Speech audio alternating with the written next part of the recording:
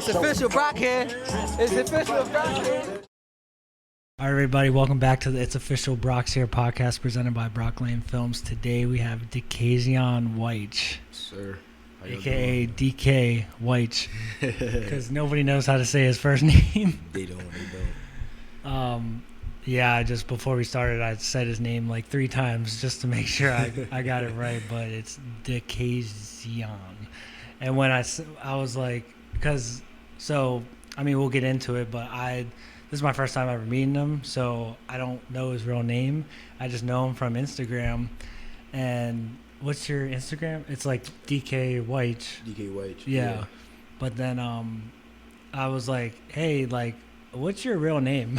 It's like, I literally didn't even know. Yeah, a lot of people don't know that actually. I had no idea.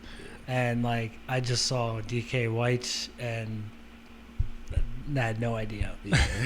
So, we were talking earlier. So, DK plays football.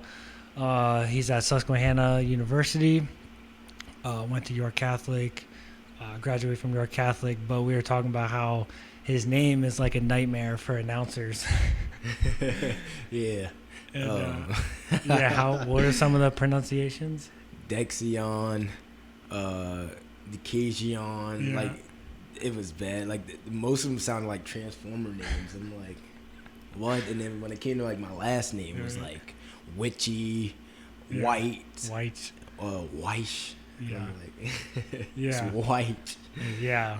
But, So, I'm sure teachers were like that too. oh yeah, they definitely Teachers, like that, yeah. So that's why I came to a point where it was just like DK. Yeah. DK. And then when you sent it to me, you sent the pronunciation too. Do you always do that? I try to, yeah. Because that helped me. When you sent me that, I was like, oh, okay. Like, if you would have just sent me your name, I would have been like, I probably would have done the same thing where I was like, like, which, like, which, yeah. So, that's funny, man. So anyways, plays football, has a awesome story of just, coming from that inner city, was in York, yes, sir. Made it out. Like I said, I never met him, but I know him from his coach, Coach June, Yes, sir. a.k.a. Darren Stevens. I'm good friends with him. And it was just off of like an Instagram post where June posted a picture and it was just of DK and like his teammate. And I was like, oh, like who's this? Like I didn't even see no highlights or anything. And like I was saying before, like I think a lot of people think just because I film for York High that like I only support York High. Like no, like I'll support anybody. And so I started following him and then kind of just been following his journey ever since York Catholic. It's cool to see where he's at now at Susquehanna and just doing life, man. Yeah. Seems like you're doing good. He's only 19. Only 19. Yeah, I didn't know how old you were before coming here. So, yeah, 19. man. And we were talking like before, like just like cherishing these moments right now, because like I told you about my past in my 20s. So, being able to just kind of like live in the moment. And speaking of, so we both have the same tattoo that we just found out. Basically, it's the timestamp. Hey, you want to share yours? Yeah, we both got the same tattoo. And for me, I mean, same for you probably, but like I got this to stay in the now. Like the time is now. Yeah. To not worry about the past, not worry about the future. For sure. And to just, focus on now. Because I think a lot of people, they get bent out of shape about how the past went. I could be really bitter about how my 20s went, but it's like, what is that going to help? Like literally nothing. And then the fact that we can't predict the future, like God already has it written out for us. We just have to, weather the storm, get through whatever we're getting through, and to just, remember that all we have is right now. So that was cool, man. That he was like, wait, what? What's your tattoo say? Yeah. What? hold up, we got the same tat. Yeah. Like, and I got mine 2020. 2020. So you just got yours. Still looks good. Yeah. I just got mine in January. So. Yeah, that's wild. So tattoo brothers from the start. But yeah, man. So you started out in York. Mm-hmm. Like, were you into football at like a young age, or Yo, oh my how God, did this it? story is crazy. Wait, I think I saw somewhere you were into baseball. No. Baseball first? No. That was always football. Okay. I played Maybe I read. basketball. Oh, that was someone else I was reading about. Never mind. Sorry about that. Yeah. You're fine. Yeah. Yeah. Football. Yeah, I was just like I said. I'm from the inner city. Lived in the projects when I was younger. And I was just always one of them kids that like always wanted to go to the park. You know, always be outside. Like to like roll in grass, like to tackle. Like I was real aggressive. One day, my mom got off of work and stuff, and like we were in the house. Then my aunt came over and then she was like, "Hey, like, this football sign-ups is about to come. Like, do you want to play football?" And I was like, "Yeah, why not? Like, I like going outside. I like, you know, just doing activities and stuff. So why not?" And my grandmom signed me up for football, and ever since then I started playing football.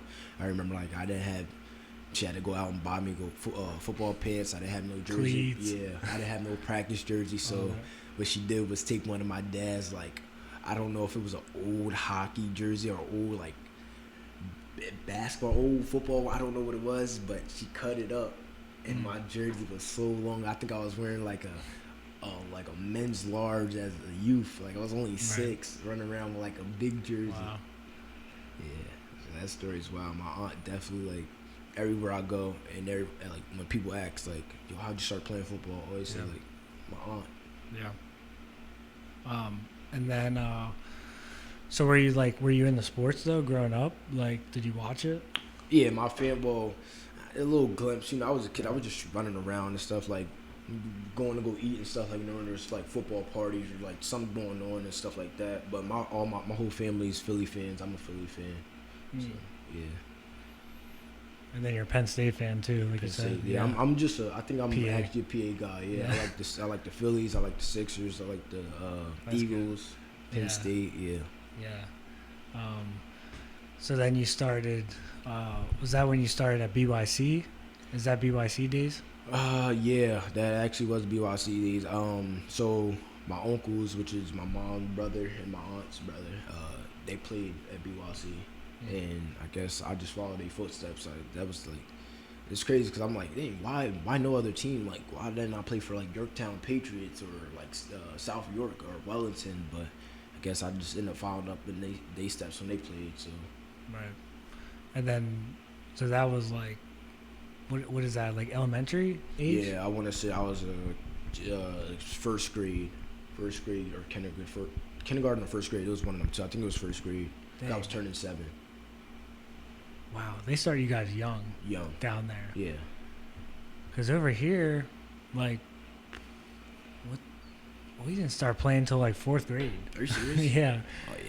Nah, Smurf year, and that's from 6 to 7. Then it start to go all the way up. I think even Harrisburg does that, where like they're starting out their kids at like Smurfs, where it's like 7 and 8, and then by then it's like by the time you guys are in 4th grade, you're already way advanced. Yeah. Yeah.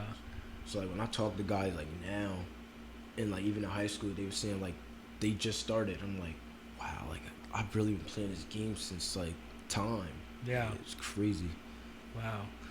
So then, 8th grade, that's when you said you were in 8th grade, but you started freshman for York High. Yeah. And you're telling me the story, but, part of the reason you went there is because York Bears, you had to pay, a couple $100, but York High was free. Yeah. So my mom, she always never really wanted me to play for the York Bears for some reason, and that was her thing. And it was like I was gonna miss sign-ups, and I'm like, Mom, like it's all or nothing. Like I'm either gonna play football this year or I'm not gonna play football this year, and I want to play football. So, and then that's when, like I said, I went to school with Celis and Toby, For all you guys. Yeah, shout out Celis and Toby. Went to school with them, and you know they played on the team, and Celis was like, "Bro, like come play for the freshman team." And I'm like, "Freshman team?" Like he's like, "Yeah, like it's free. Like you don't have to do anything. Just you can come play." And I was already knew the coach and stuff like that. So yeah, that's crazy. I couldn't imagine being in 8th grade playing on a high school team. I mean, it's only a year difference, but I'm sure the game was just way more developed, faster. It was all that. Like I was introduced to weights because like I was a calisthenic kid. Like I was only doing like push-ups, pull-ups, and dips and stuff like that, and just running. And then, you know, little quarters, 6 inches, stuff like that. Right. And then we started to play all these big kids, and I'm like small, and I'm playing linebacker. I wasn't even playing running back at the time. Oh, that's what I was gonna ask. Were you always running back? Well, I always played like running back, fullback, and linebacker. Right. But like when I played for that freshman team, I was strictly playing linebacker, and I was like small, and I'm like, wow, like all these guys, like you tell they was like hitting weights at ninth grade at freshman year, and we was some of us 8th graders never touched the weights. Wow.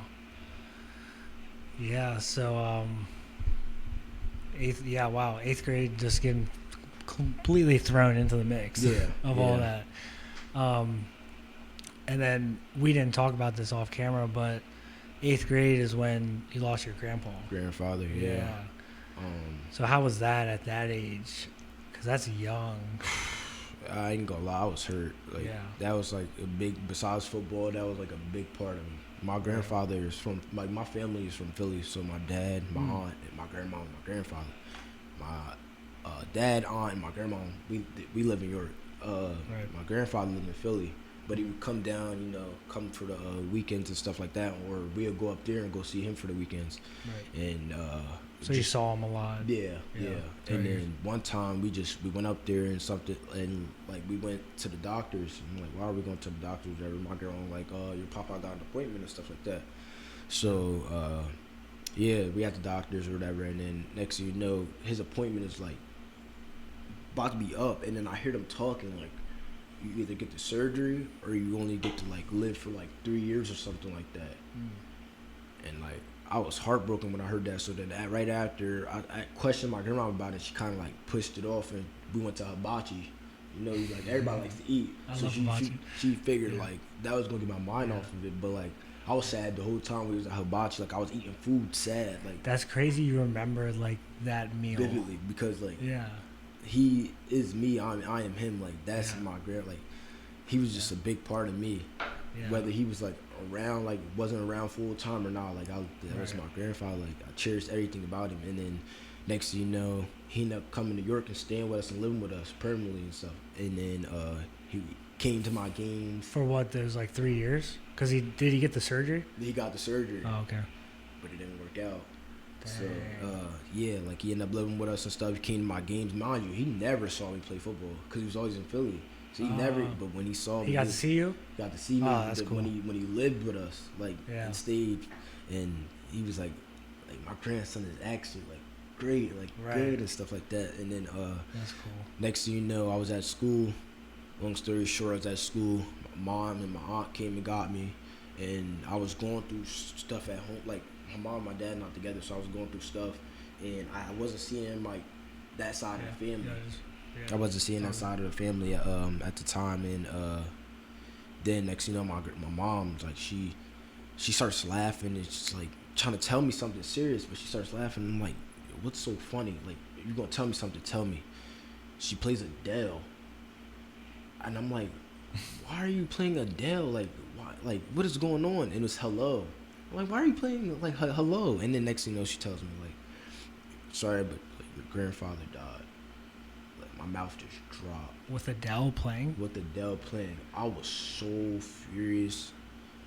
I didn't even know what to do at the time. And just like, I went upstairs and stuff like that, and just it was bad. And then I ended up seeing my dad and all that, and then things got better over time and stuff, like over the years. But after that, like that situation, 8th grade, and just my high school career and all that, like everything been for him. For like, him, this whole journey where I'm at and everything in life.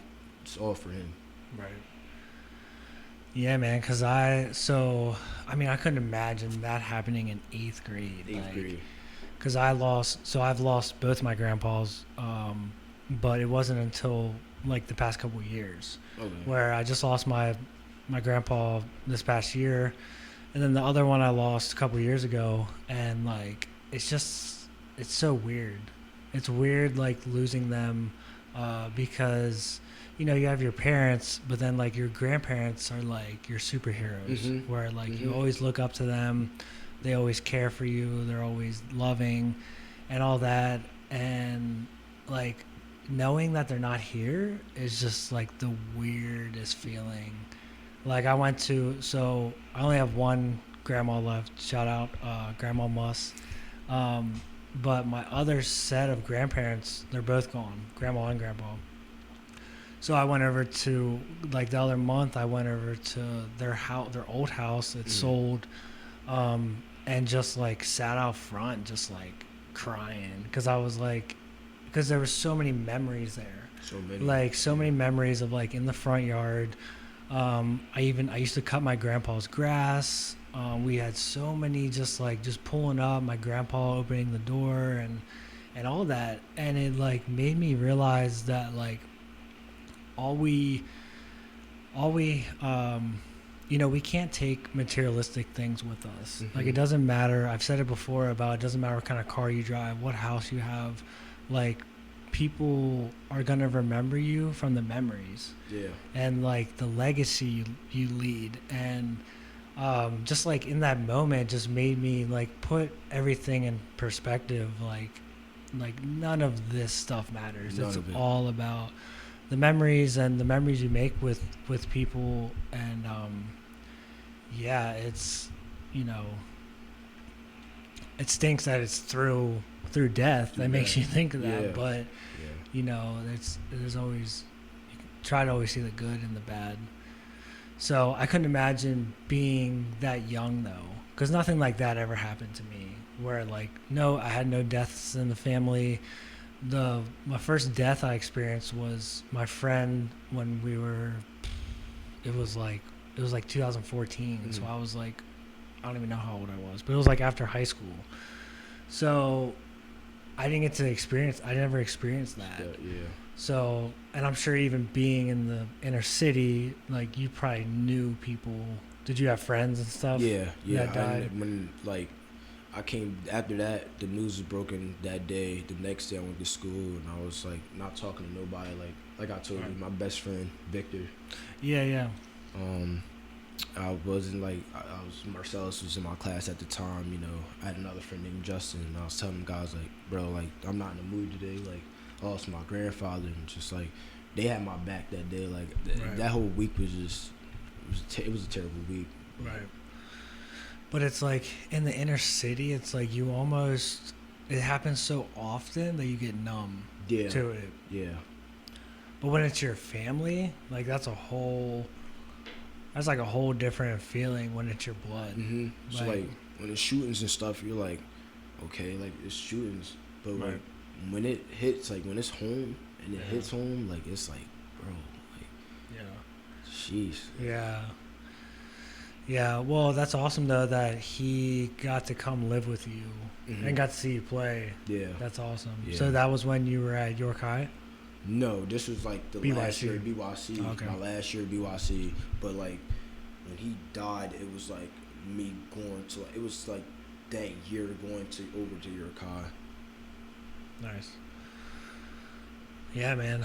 It's like we're like each second we're here, it's like we need to cherish like every single second, because and it's like we never like you said, we never like we always take it for granted until somebody dies. It's like, why didn't I do this better? Why did I do that better? And it's like when he died, I was like, I barely saw him because he lived in Philly. So when he stayed with me, it was like the best thing that happened. Like we watched, his favorite thing was WWE.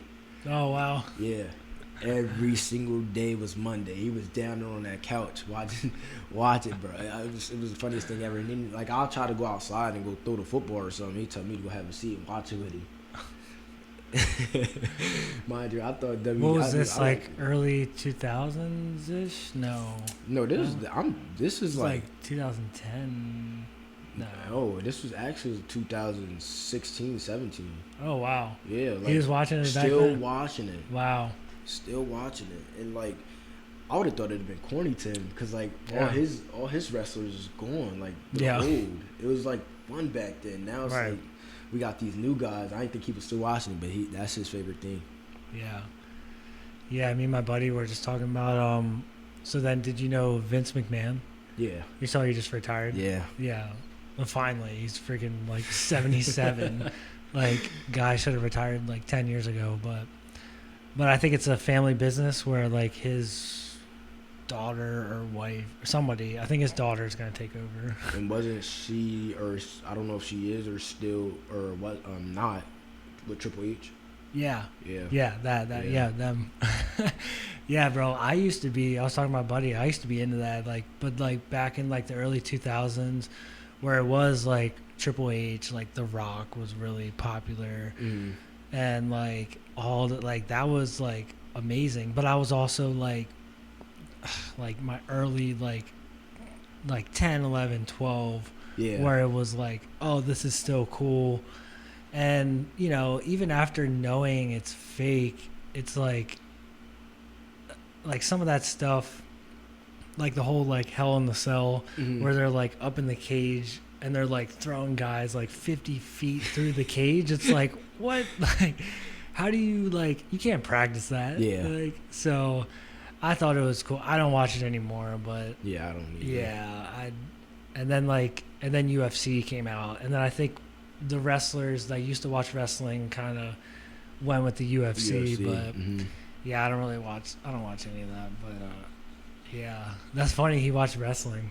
That's so that cool. was like sports wasn't. I don't think sports was a big thing. Yeah, for did he him, watch but- like real sports? No, I don't think. Yeah, I think wrestling was him. Like he took my dad to WrestleMania. That was What? that was one of my dad's like favorite moments. And Where was that at? WrestleMania? I'm not sure. Like around here, like a stadium in Philly or something? Yeah, probably, because that's where they was from. So Right, it probably right. was somewhere in Philly. but Probably like Wells Fargo Center Yeah. or something. it had to be somewhere around there. Yeah. But yeah, he was a big wrestler guy, man, and I used to get toys and all that. Like, But that's cool. You can like cherish those, like remember and cherish those moments, yeah, those memories. Like Yeah. we're talking about the memories, man. So that's awesome, man. So then after York, you transferred to York Catholic. I mean, York Tech. yeah. Yeah. So it was actually after that 8th grade year was actually my official freshman year, and it came down to it whether like I remember we were in class and it came down to who's going where. A lot of guys said they was going to York High, and then a lot of guys said they was going to Tech, and I didn't know what I wanted to do because I know I really wasn't feeling Tech. But then I also wasn't like allowed to go to York High, so it was like basically a choice already made up. Like you got to go to Tech, and end up going to Tech for them next 2 years, my 9th and 10th grade year. Yeah. So then, what was that like going from York High to York Tech? Like, I'm sure completely different atmospheres, kind of. Yeah, No. yeah, a little bit, just because I wasn't around as much. It was still city kids, but it wasn't a lot of city kids. Like Yeah. it was kids from all over. Like you still had kids True. from like Kennerdale area, Yeah. Southwest. It was Yeah, just I like remember- it was just all over. I remember, I'll never forget in 8th grade when like Votech came into our school, Mhm. sat us in the auditorium, and was like, "This is what you could be doing," and a couple kids went, but it was mainly just like the kids that were going to pursue that for their career. Careers, Like definitely. if you weren't, it was mainly just like the country kids that Yeah, like yeah. went and like they're like going for like woodworking and like and stuff like that. So yeah, I saw it and I was just like, nah, Yeah, like that ready for you. ain't for me. I was still trying to just like have fun. Mhm. Like it seemed like if I went there, I would have like had to start focusing on my career in like 9th grade. And not like enjoy high school. Yeah, like I got it. yeah. Was it kind of like that there, where it was like people were so driven for their career Just that a little like they bit. didn't have fun? Just a little kind bit, of. just a tad, because like our shops were like jobs. Like they were actually teaching us. So like I was in sports media, so I was trying to learn how to be a trainer. At Votech? Yeah. Oh, that's cool. Yeah, so I was trying to learn how to be a so trainer. it wasn't just like how to do woodworking and metal shop. Oh no, you it had was classes and like, stuff. But I mean, like you were focusing on sports instead of focusing on like a labor intense job. Mm-hmm. Okay, cool, Yeah. nice. But, and then that's is that on Queen Street? Mm-hmm. Yeah, Mm-hmm. I've driven past it before. But how was it like fitting into their scheme of? Because I'm sure like it's a completely different, like their football program is probably different than York High. Yeah. Was it tough trying to like adjust to that? Because that was kind of like you went from BYC to York, but at this level, kind of adjusting, was it hard to adjust? No, it actually wasn't. Yeah. I felt like 8th grade I was prepared because Yeah. I played freshman football already. So like when it came to like my actual year playing freshman football, I was like, what am I like? This is easy. The only thing that's probably a little harder was the weights because like now this is my first year and actual year really touching the weights. And I had like better form than most people because like I was already doing it and stuff. So, but yeah, it wasn't really like that bad. I thought actually 8th grade was like a little harder. Yeah. Yeah. So then you made the decision to then go from Tech to York Catholic. Yeah. What was the decision behind that? So that's crazy because like that was my 10th grade year. I just like almost got done, rushed for 1,000, and then I'm like, bro, I don't want to be at this school no more. This is a trade school. Like this got like people wanting to start their careers early, straight out of high school. Right. Like I know I want to play college ball.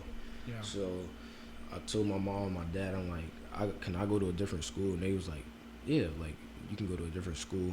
But they said you couldn't go to your college because they still didn't want me to go to your college. So that was out of the option. So I was like, well, Mom, can I go to Central? And she was like, yeah, but if I would have went to Central, I would have had to move my aunt.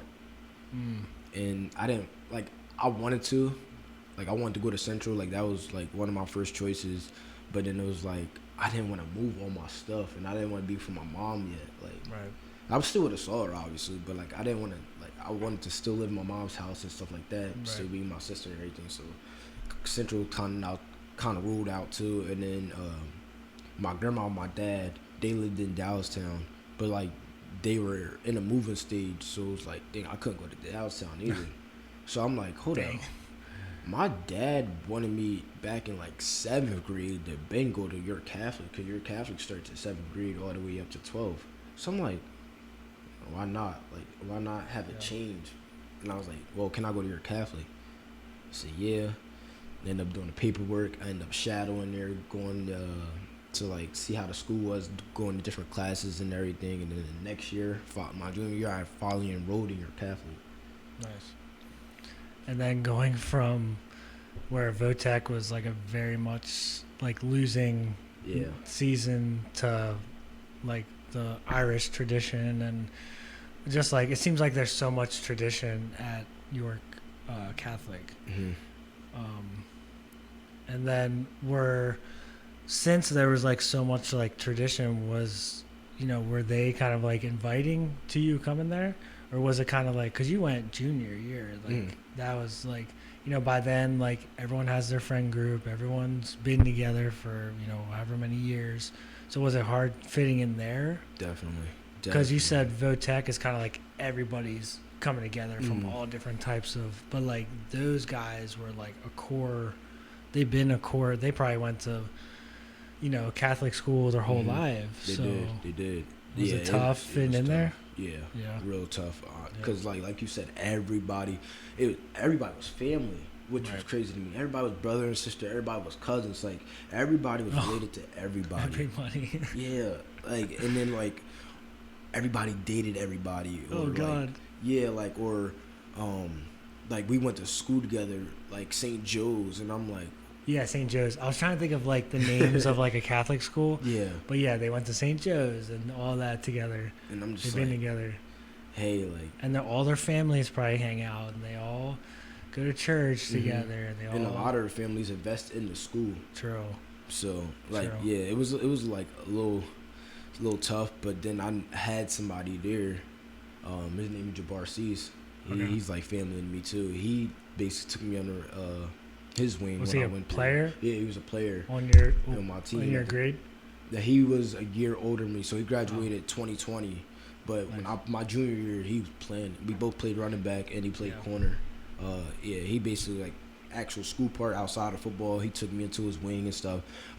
Everybody that he knew, I met.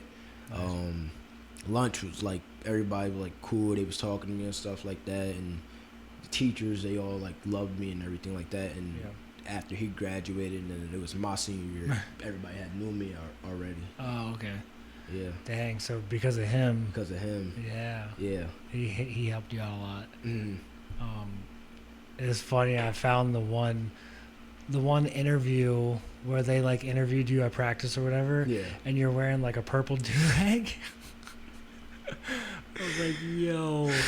And I'm just like, I wonder what.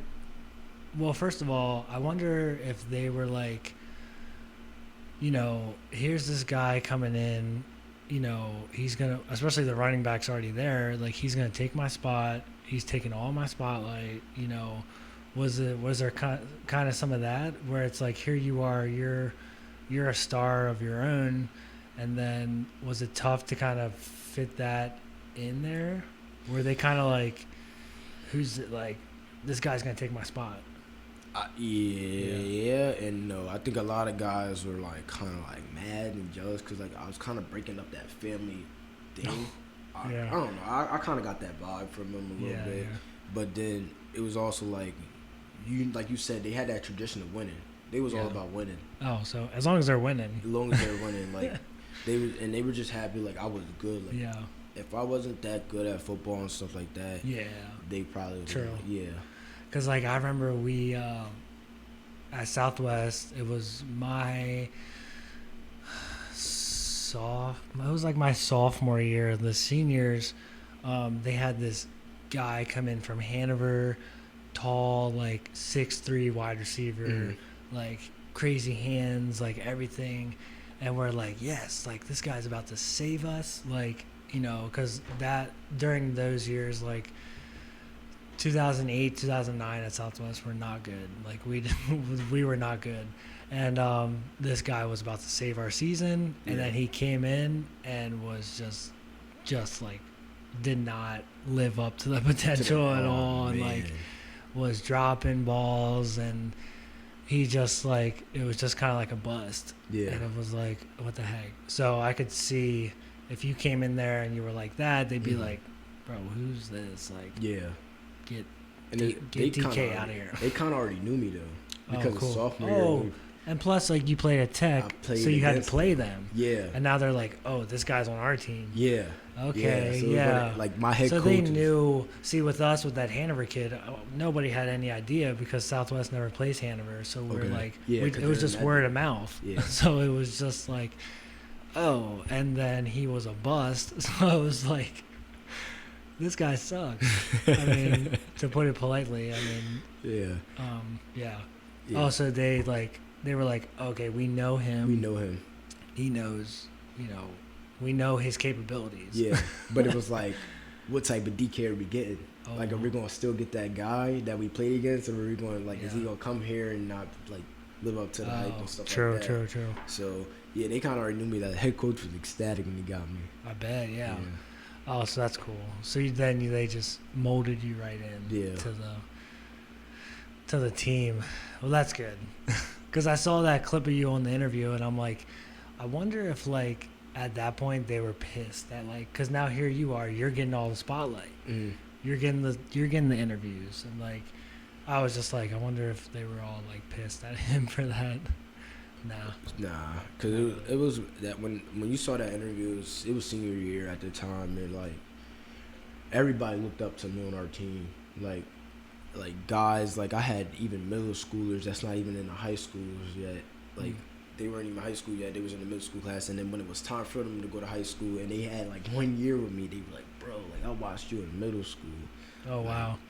Like I was the ball boy, like on the sideline. Remember me and stuff like that. Like cool. him ref the ball and all that. And I'm like, Yeah. well, look, now you're playing with me and stuff. But I wasn't one of them like, oh my gosh, bro, like you was watching me. Like I was just a regular guy to them, and like I know they kind of were shocked by that, because a lot of them was kind of scared to talk to me and stuff. Like, and I'm like, bro, you have like no reason to like. A lot of kids was like. They was like JV team and stuff. They be doing like scout kickoff return and stuff, and I'll come down and wham them. And, and I'm like, I'm sorry, but I gotta go hard. Like I gotta go harder, because I was just going hard in practice. Yeah. I don't know. That was just me. Yeah, that's like Stoner, Sam Stoner. He was the ball boy at York High because his dad was coaching, and like it's just so funny because he was like the ball boy for like DeJour and Dorsey. So it's cool to see him like now playing like, because before he was just the ball boy. So that's cool. And then we were talking. So your senior year, you almost had 1,000 yards. Almost. Now I saw an article where it said 953. Yeah. But then I saw something else where it said like 800 something. It was it 9? I think it was a 953 because. Bro, you had 50 more yards, 47 more yards. It took me out the game. Yeah, and they took you out the game. Took me out the game. So wait, but then, because we were talking about this earlier, but so they took him out of the game because they wanted to save him for playoffs. Mm-hmm. But then, did you play playoffs? Yeah. You just didn't get enough. No, I actually did. I did get 1,000 yards, but me personally, I don't count that. Like the regular season's over at the time. Oh. So like, yeah, if I wanted to count does it go by just regular season? Huh? Or does it go by like postseason too? Nah, does that get added? It like the stats and everything, like the YAAA, this ends of regular season. Oh. That's why I was so mad and so harped on. Why would he not let you? Yeah, that's Come why on, I was coach. so. That's why I was so mad, and I was harped on that game because I'm like, this is our last game of the season. They're not like after this, no more stats really count anymore. Yeah. Like it counts in your head and everything like that, Right. but it don't count like when it's out there. And I was so wow. mad. So DeJour's record-breaking year, that was just they didn't count the playoff games. Count the playoff games. So like he probably had way more than probably 4K. Yeah, instead of 3,000. Yeah. Wow. I didn't know that. Yeah. I thought like that all got added. Mm-mm. I mean, it makes sense now that I think about it, but I thought it just all got added. And that's why when we were talking, I was like, well, wait, because you didn't mention the playoff games. Mm-hmm. So I was like, wait, did he get why couldn't he get maybe he didn't play the playoff games or something. Nah, yeah. If I wanted to count it, yeah, I got 1,000, but like, it wasn't the regular season. It's kind of like all the stuff ended. That stinks. Yeah, only a couple more yards. I'm so bummed. Yeah. So bummed. You could have took that 1K picture with your line. Bro, that's why I always wanted to do that. Always wanted to do that. Always wanted to do that. You always wanted that picture. Always wanted that picture. Yeah. Oh my goodness, that's funny. So then we were talking, a big argument, and he kind of changed my perspective on it. Was, DK, he's playing a 2A school. It should be easy for him to get 1K. He should be pummeling over Hanover, over Littlestown, over DeLone. But then he kind of put it in perspective of like, yeah, might be easier, but I'm only one guy. And if I don't have a good line, that's not going to happen. Yeah.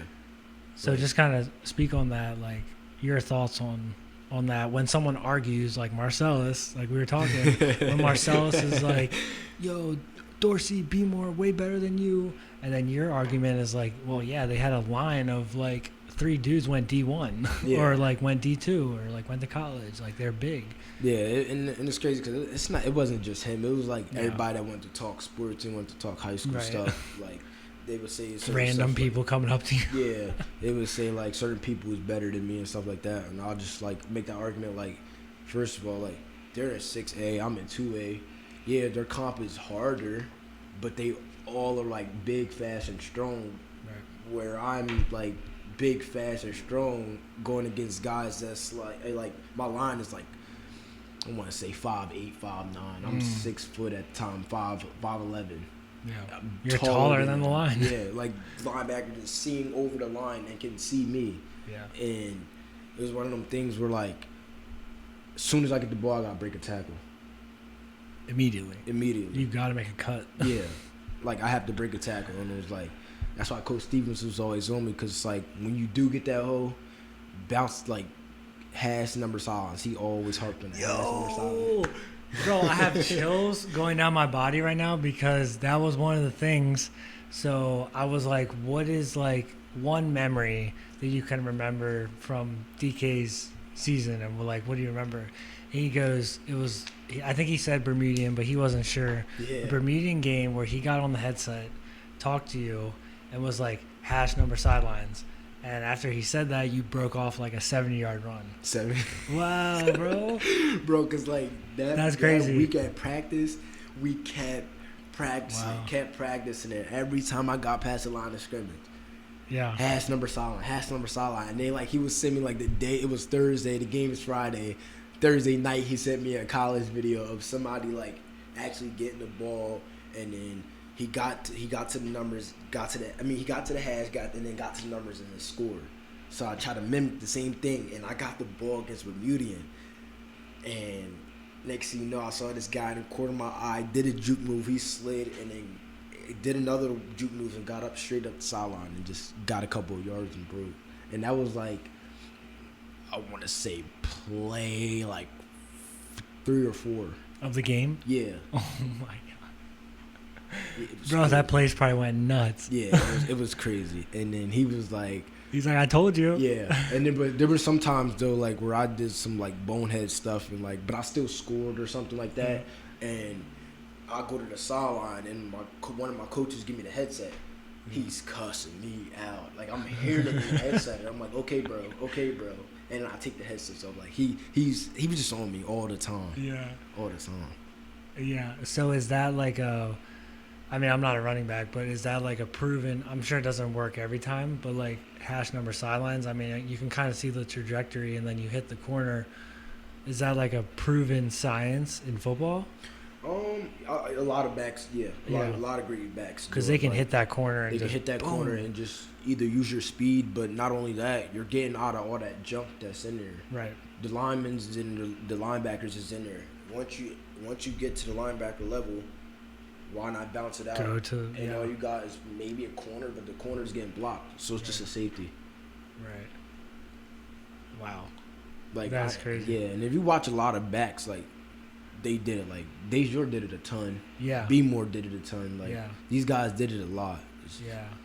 I can see there's this one clip of Florida. He did it at Dallastown, where he just like he turns the corner and just boom, like he just like goes from like 0 to 100, like right up the sideline. He did it actually a couple of times. So I remember I was watching like the games from school, and I was watching the Governor Mifflin game. And he did it there, and I was like, see, like this, that's a perfect example. Like if I was to like teach like a youth kid to run the ball, I would tell them like teach them that, because that's what Coach Stevens taught me, like hash number sideline. Wow. Because and then what's always the thing they say? It's either east and west or north and south. North to south, yeah. And a lot of coaches want you to go north to south, but you're going to have to. You can't always do that. Yeah, you can't. Like, who's running straight? You never see anybody just run straight. Yeah. So. Unless it's like right up the middle. Right up the middle, and just and like the open. Coverage is just like not good. And yeah. It just so happens you can go straight up the middle. But usually you got the middle linebacker level, which if you get past that, maybe, and then you got the safety, depending on where the safety's at. So yeah, I've always heard like east and west.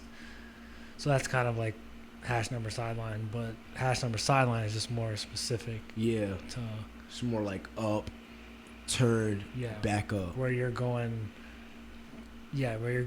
east and west, but you're also going north. North, yeah. So that's crazy. I had that in my notes. So that's wild that you just brought that up, because eventually I was about to bring that up. Yeah. because yeah, I was asking June about that. I was like, what's a memory you have? And he said about that. Yeah. So We talk awesome. about it all that time, all the time. Yeah. So then senior year, is there any like moment that kind of sticks out to you? Like what was like a cool moment to you, or like a crazy like play or Oh man, yeah, Hanover. yeah. Right over here? Yeah. Or was it at It was at your Catholic. Oh, okay. Oh my goodness. Believe it or not, I don't know if you might believe it or not, I scored the first play of the game off a pick six. Oh, that's dope. Like, my father didn't even get out the car yet. Damn, Dad, come on. Like, pull up. I talked to him after the game. I said, hey, did you see my first touchdown? He said, no. I said, where were you at? He said, I was just getting out the car. Come on, Dad. He tried to put the blame on me. But, yeah, that play was my favorite play just because that had to be a crazy feeling. Oh. That's why. Okay. I watched film, and they did the same thing they did on film. Wow. Watch film, kids. Yeah, watch film, Florida. Jeez. So we're on defense. First of all, and I made the first tackle. So we kicked the ball off, made the first tackle on that. So now it's the now you're up. You're on fire. Now, yeah, I'm on fire already. Come down, made the first tackle. So now I'm at safety, and they're a spread team. They like to pass. So we knew they wasn't gonna run the ball. So I'm looking, and as a safety, I cheat in. You always want to play the inside. You always want to have the inside alignment. Right. I'm looking at the quarterback's eyes, and I'm looking at my man, but I'm not really paying attention to him. I'm looking at the quarterback's eyes because it was high school. Like if you're not a lot of good quarterbacks, they use your eyes when they throw the ball. They don't look you off. Right. So, say hit, backpedal. I'm looking at him. He's looking at the man I'm guarding, but I'm looking at him too. And I'm like, I saw this on film. I know what they're about to do. He's about to pass in the ball, and he's doing a slant. He cuts in, crept up, throws it right to me, and then I take it to the house. On a slant? On a slant. Oh, that was probably dope. Because it's like, it's just real quick. Real bam, quick. And then bam. And catch then, it. And then how many yards? I think they were at the, like... Nothing crazy. Yeah, they probably were at the 25. Yeah. I think they were at the 25. Because they probably just started. They just started, yeah. You got that tackle, and then... Wow, bro. That had to be one of my craziest moments. Like, I never did that before. So you had a couple like first play of the games where you broke off that run, and then you did this pick six. Like, yeah, like I had a lot of that senior year. Yeah. Like I came straight in the game just hungry, ready. I was just ready to go. Like, I moved the chains fast. That's why I can pat myself on the back about as a back. I like to hurry up and move the chains. I like to just keep the chains moving. Like, I might not be a guy that breaks 50 yards all the time and 30 yards, but, like, I'll get you 10, 5, 15 to pop. Do you have, like, would you say you, like, have the moves? Like, do you have any, like, crazy, like, jukes or anything? Yeah. Like, are you more like a power back? Like, you're just trying to get that 10? I want to say I'm balanced. Nice. I could do like you can do both. Yeah, like a lot of people think my size, like I can't really move, but I can really move. Like when you on the field with me, like going against them, like you're the opposite team, they were like, I didn't think you could do that. They're like, yeah, bro. Yeah, bro. Yeah. Like I work on it, so. Yeah. Now back in high school, did you like offense or defense more? Did you play both? The soul would say defense, and everybody that watched me would say I'm a better defense player than I'm an offensive player. But just me personally, I would say offense. Just offense always get the glitz and the glamours, and the crowd go crazy and stuff like that. I mean, crowd go crazy on defense too. Yeah, but it's harder. Yeah. Besides a pick six or an interception. That's pretty much it. Yeah, basically. Yeah. But yeah, a lot of people, like my dad thinks I'm still to this day, he still thinks I should be on defense instead of offense. That's what I'll tell you right now, that's what June said. That's what he said? Yeah. See? He was like, yo, he should be a safety. Yeah. Like everybody wants me to play defense. Like defense, I think I was better Yeah, I was just always better. I told you, because remember how I said, like, Yeah. I was an aggressive kid, just growing up. All I wanted to do was just be aggressive. Like, that's why I had to play football. But yeah. Right. That's crazy. Even Coach June said Coach defense. June. He What? said defense, bro. Wow. Yep. So you have to talk with him about that one. Come on, man. So you know, I wanted to ask like how it was, that senior year, like seeing yourself in the paper and like in articles, like how crazy was that? Oh my God. That was probably nuts. Brock. Front page? Brock, insane. Yeah. Because like, couple front pagers, right? yeah, it was just like, I was never, my whole life, I was never like You never getting the had it. recognition that I would deserve. So like senior year came, and when my coach was talking like the YA, the YAI Right. thingy, he was talking to the people or whatever, and he was saying like the key guys that who was coming back from that 2020 season to the 2021 season. He was saying like who was his captains and everything like that, and he was telling them like how like my senior year he spoke it into existence, like how I was a man against childs, like for like 2A, like me going against people in like my league. I was a man against like kids. Like I was 6 foot, and I was like 195, 200 already, and he was like, he's one of our captains, and he's just going to have a crazy season. So that was the first article that came You were out. 200 going into the season? Yeah, Sheesh. I probably lost that 5 pounds at practice or something like that. But Yeah. he was like, yeah, he's gonna be one of the guys. And From there, it was just like... yeah, and then I had that paper, and then like we started playing games, and it was just more papers and like more articles and like more stats and like more news, like videos. Like they never put your Catholic, like never. Yes, never. You never see us on Fox ever.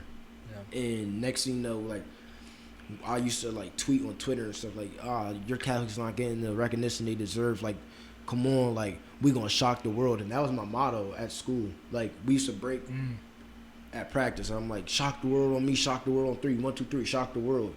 Wow. Like we was like the Philly team that won that Super Bowl year, the underdogs. Right. We was kind of like that. I kind of wanted to mimic that with the guys. Like I don't care what people said about us. I didn't care if they said DeLone was better than us or what team was better than us. We're gonna shock the world, and all the guys ran with it. So the next thing you know, I think after we played Bermudian, and we were about to play DeLone, the news people came, and now we're on the news. Now they're coming to our practices, and I just remember the young guys, they're all happy and stuff like that. And I didn't even do it for me. Like it was just for them and just for the school. Like we're finally getting recognition. Yeah. Finally. Yeah, finally. Yeah. After all these years. So that had to feel good, man. Front page. Yeah. Did you cut them out? And well, you probably kept them. They're all cut out. Yeah. Cut out. That's awesome, man. Because I remember like as a kid, Friday night happened, and then Saturday. Was it Saturday or Sunday? Saturday. Yeah, you get the paper.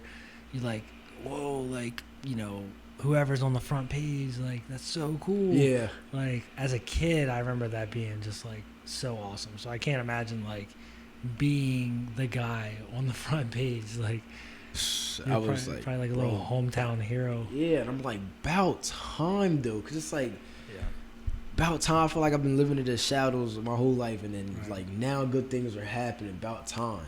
But then COVID. But then, yep. Dun, dun, dun, dun. Man, COVID. So that happened. So you graduated 2021, but COVID obviously happened 2020 in March. And, there's an article out where, it talks about COVID basically ruining your whole recruitment process. Yeah. So talk about how, that was like, that would have been going into your season. Senior. Yeah. So like that would have been like prime time March of like you going to visits, the whole recruiting process, and then for the whole world to shut down. Like felt like another heartbreak. Like, Yep. like how I was telling you about my grandfather. Like now this happened. Like you can't be serious. Like I was just on the front pages and I'm on the news and stuff like that, and then like this happened. Like just crazy. Like I'm like, oh man, I knew like after my junior year it was gonna be good for my senior year because I thought personally I was gonna get like an offer during the season of my senior year. And you like, didn't? No, like Nothing. game 3. Yeah, I thought it was gonna take the first 3 games and then you Right. talk to a coach or something like that. Yeah. Nothing. Damn, no interest at all. Did you do any visits? Yes. Back then? Yeah, I'm more senior year, junior year. No, they shut everything down. I was supposed to go on a junior day to Stony Brook. Princeton sent something out. I was supposed to go with them, and like I was telling you earlier, I was supposed to go to a rivals camp and stuff, just to, like get my numbers and go against different comp. Yeah. Shut everything down, and my track season was even shut down too. Oh, you did track too? Yeah, and guess where I had to go? I had to go back to Tech. Wait, what? Yeah. What do you mean? So York Catholic doesn't have a track. Okay. They don't have a track team, so they co-share it with Tech. Dang, bro, that had to be like. Was that weird? No, because like it was like that was like kind of for I'm not gonna say for me. So you were cool. It's not like. Yeah, you knew everybody there. You were probably comfortable being there. Oh, okay. So it wasn't weird. No. Oh, I thought you were about to say it was weird. They would just like come back and all that, but Damn. Yeah. But I mean, did you go to any visits before COVID happened? So no visits, no camps. Mm-mm. You had no numbers, no 40 time, none of that. And then COVID happened. And then you had your huddle highlights. But I mean, you could only see so much off huddle from that over the top view. At least if you had like official Brock there, you'd be able to see like the sideline view. At least from that sideline view, you can kind of get a better size. You can see how big you are compared to other people, but get the whole 6 yards up top you can't tell. And on top of that, they didn't know what type of person they was like talking to and stuff like that too. Yeah, because that's a big part of the visits too. I'm sure it's like you get to meet the kid. You get to see like what they're like, what their personality. Because skills can only get you so far. You could be the greatest of all time, but if you got a crappy attitude, like that's not gonna get you nowhere. Your skills can only get you so far. So the visits really, I'm sure, is what confirms like how a kid is and what they act like. So if you aren't able to do that, that's just. So then, like at that point, how was like your mental health? Like, were you just kind of down in the dumps? You're like. I was down, but I was still working. Because they didn't even know if we was gonna have a season or not. So me and my best friend was working downstairs in my basement, still lifting weights, was going to the field when they told us we couldn't go to the parks. While the world was shut down. The world was shut down. We still was working. Like my mom was sitting there trying to tell us we couldn't go to the park, and I'm like, how can't you tell me I can't go to the park? Like, who's out there at the park right now? Everybody's in their house. Right. We just want to go to the field. Yeah. Because we're tired of lifting. We were always in the basement lifting weights. Like, because I had like weights and all that down there. And me and Victor would go down there and just lift. And I'm like, we're tired of this. We want to go and get field work in. So we used to go to the park and stuff like that. And then finally they said we was having a season. Me and him was excited. That's when I started to get the juice back just a little bit. But I was still kind of bummed out that I missed out on all that good stuff that I see like all the kids getting now. And I'm like, dang, I didn't have that. Yeah, man. And even when you probably were able to go on visits, like it was like you had to put your mask on and like, follow these protocols. And like, so it really wasn't even like the full effect. Because then it's like when you meet somebody with their mask on, it's like, I don't know. I remember back in those days where it's like, you don't really, like facial expressions are kind of everything. And when we started putting the mask on, it's like, you can hide behind that mask. You can hide a lot of stuff behind that mask. So even still, like, you didn't even get the full effect. Full effect. Like, you notice the biggest thing with, like, recruitment is the overnights. In some colleges, you can stay the night. Oh, and that's when they, like, take you around the town and go to the parties. So you weren't even able to do that? No. So, like, my whole, you might as well say, like, that just whole 21. Trash. Yeah, like, it was, like, I barely got the glimpse of anything. Yeah. And, like, I was basically going to a situation, and I didn't have no knowledge of it, like, anything. So, yeah, and then it came down to, like, all these little small schools, like, taking interest in me. And I was, like, it was to the point where I had to find something, like, a home where I was going to play football again. Like, I was, like, I was going to play football, and I was like, man, I got to go to college. I got to play. So, I started meeting with a lot of D3 schools. I talked to some D2s, and then I talked to, like, D1s, but, like, they were answering back. What D1s? So, like, I hit up St. Francis. Nice. But I hit him up, like, that coach, that defensive coordinator. He was new at the time, too, because my friend Victor was trying to plug me in because he was getting talked to about him. And he was like, here, like, text this coach. And I tried to text him, but he was saying, like, he'll look for, like, to see what they got opening and stuff like that. And then I was like, man, I'm not even going to waste my time no more on the D1 schools because, like, they kind of already got people and everything like that. Plus, they didn't have, I don't even think some of them didn't have a season. So their roster's probably all full. So I was like, man, it's whatever. So D2, I heard, like, because I didn't know anything about college, really. I'm just a high school player. So, know, they started talking about money and scholarships and all this and that. And they were saying, like, oh, well, D3, they don't get scholarships. D2, little scholarships. D1s, full scholarships sometimes. Right. D2s didn't really get scholarships. So, like, one of my coaches for your Catholic was trying to get me into IUP. He's an alumni for them, but they already was getting, like, transfers and stuff like that, so they didn't have no room. Slippery Rock didn't have no more room. Like, a lot of the PSAC schools didn't have no more room. So it just came down to the D3 schools and what was the best situation for me. And I thought that Susquehanna was a competing D3 school. Like, they weren't like no normal D3 school. Yeah. They were actually, like, good, and they were competing. And, like, there's a lot of, like, guys that's at that school that shouldn't be at that school. Right. They should be D1, D2. Yeah, D2, D1. Right. Yeah, because then, like, you were saying about how when you started your college, you don't get that COVID year. Yeah. Because you came after that. So it's like you didn't actually lose a year. Or did you? No. No, I didn't. No. So, these kids are getting this extra COVID year, but they don't realize is, like, that spot is still filled on the roster, so that it's like you got a whole new slew of kids trying to get in there, but it's like these kids are just chilling on their extra year of eligibility. Yeah, like and they're redshirted, so it's like, dude, they're like freaking, they got 5 or 6 years of college. Yeah, like they're playing until like they're 26, 25. That's like Dorsey is still playing. I'm like, bro.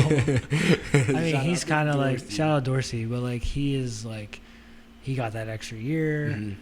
I think, did he redshirt at Howard? I think he redshirted at Howard. I forget. And then he just got another year for COVID. Yeah, pretty sure.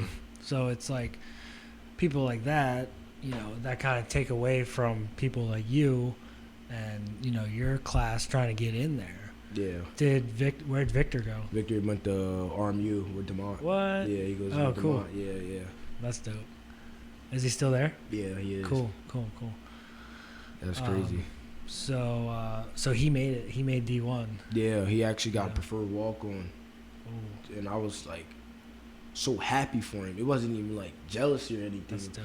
But I was kind of like tarnished about it. He was like, he knew I was mad about it because it was like, dang, my brother had a good season and like this is all he got rewarded, all that. Like he even went to the East and West game and still like he's going against comp. Like, I'm going against guys at the East and West game that is, like, playing, like, D1, D2, and probably some maybe D3. But majority of these guys was going to, like, top schools, and I still didn't get anything. But I was like, I can't. Like you said, like, that's why we got this now. Right. My time is now. Like, I can't harp on that. Like, it's about what I do now and how can I make my future better. Yeah, because you're in a good opportunity. Yeah. Where it's like, yeah, you're at Susquehanna, D3, right? Mm-hmm. D3? Mm-hmm. Yeah. So, like, just making the most out of right now could set your future up for, who knows, dude. Who knows? Yeah. But you talked about senior year. You found out you had, what was it, a torn meniscus? A torn meniscus, yeah. Senior year of high school, Mm-hmm. going into that All-Star game. Mm-hmm. And you said you still played. I still played in it. And then coming into Susquehanna, you came in hurt. Mm-hmm. So, you didn't play right away? No, I didn't. So no practicing either? So I tried to. Yeah. I went in there trying to practice, Yeah. but like they had like their athletic trainers eyeing on me like the whole time, monitoring me and stuff. So it was like they was like cops. Like they was right there at my hip. If I couldn't do anything, pull me right out, tell me like I couldn't do it and stuff like that. So I couldn't. I went a couple weeks. So I missed the scrimmage they had. I missed the first game. I missed the second game. I was ready by the third game, but the third game I wasn't roster ready yet. I wasn't like on a travel squad and stuff like that. And then the fourth game came, and I ended up making it on the roster, like the list. And I was just happy. Like you as a freshman, just say that you're even playing is just like amazing. Like a lot of kids, and even I was a little bit, but it's like you're playing. Like I feel like that's what a lot of people they get like hurt because like you're not playing like offense or they're not playing defense. They're playing special teams. But you gotta think like we're first years in college. Like it's a different ball game, and you're playing on special teams. You're still getting time. There's some people that's not getting time at all. Yeah. So I was just thankful the last couple of games of that season that I was ended up starting on special teams when I was playing. Right. Yeah, there's actually a kid, his name's Drew Hardlob. Do you know who that is? Yeah. He went to Southwest, played at Penn State. Mm-hmm. And I'm pretty sure he only played special teams. Like, he might have played defense now that I think about it. But, like, and I don't know what happened, but he got signed a free agent to the Panthers. Mm-hmm. And then something happened though. Something happened where he's on like medical, like he got released from the Panthers already. Something happened. I don't know what the story is, but kind of the same thing where like he worked his tail off at special teams, and then he got an opportunity. Yeah, where it's like any opportunity you get to get on the field, make the most of it. Yeah. And then I saw somewhere that you guys, Susquehanna, did you win some type of bowl game? Yeah. What was that? So their 2019 year, they was supposed to make the playoffs, but like it came down to like points, and they didn't get that certain amount of points, and they didn't go. But they had a great season. Dang. This year, we undefeated, stumping on everybody, and then we played two good teams, and we lose to the two good teams, but we all had the same record. But since they beat us, it was just better on the standings. Like we fell short, so I think we were like third in our conference, and then they said we wasn't like going, I guess, to playoffs this year. We was hurt and stuff, but I think like we still end up getting an extra game, and that extra game was a bowl game. So we don't play people in our conference. We play somebody in another conference for the bowl game. Yeah. And then we got the extra game, but that extra game is cool just to play and say you got a bowl game. You were in that game? Yeah. Nice. I was. Nice. You got like a trophy and everything? Yeah, like I think trophy. We got hats, and then I think we got a trophy. Yeah. I think the 2019 year they had shirts. This year was hats, and then dang, no shirts. Yeah, no shirts. The shirts would have been cool, but the hat cool too. Yeah. But now this year, we not looking for no bowl game. We're trying to go to the playoffs. There you go. Yeah. Yeah. So then, real quick, was it hard? Like, because you're going into college, you're going into this brand new system again, but you're going in hurt this time. At least when you went to York Catholic, it was like you're ready to go. they know what you're about to do. Mm-hmm. Was it tough, kind of like, because they're probably looking, like, oh, here's this kid, he's hurt, we don't even know, like, what he can do. Was it tough to kind of like, I mean, obviously you proved them wrong, but in the moment it was probably like, hey guys, I'm here, like. Yeah, I was going through a lot of like mental issues. Bro. Yeah, it was like everything was all bad. Like I remember, I like be tearing up, mad, just crying, like calling home. It's like you finally made it. Yeah, and then you're hurt. Another thing happened. Like so many milestones in my life just happened, and then I remember calling my mom mad, just calling my dad mad, calling my grandma mad, calling Victor mad. Like I'm calling the whole 9. Like everybody just calling them mad and telling them like, bro, like what is going on?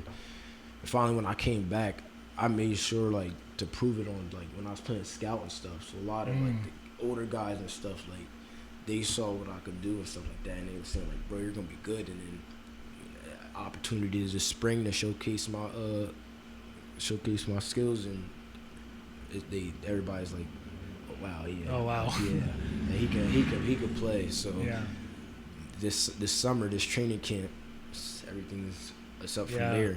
Yeah. I saw you posted, was it 18 days? 18 days. 18 days? 18 days. I'm so ready. Yeah. But that's such a good story of, like, just keep going. Yeah. Because you could have easily just been like, man, I'm hurt.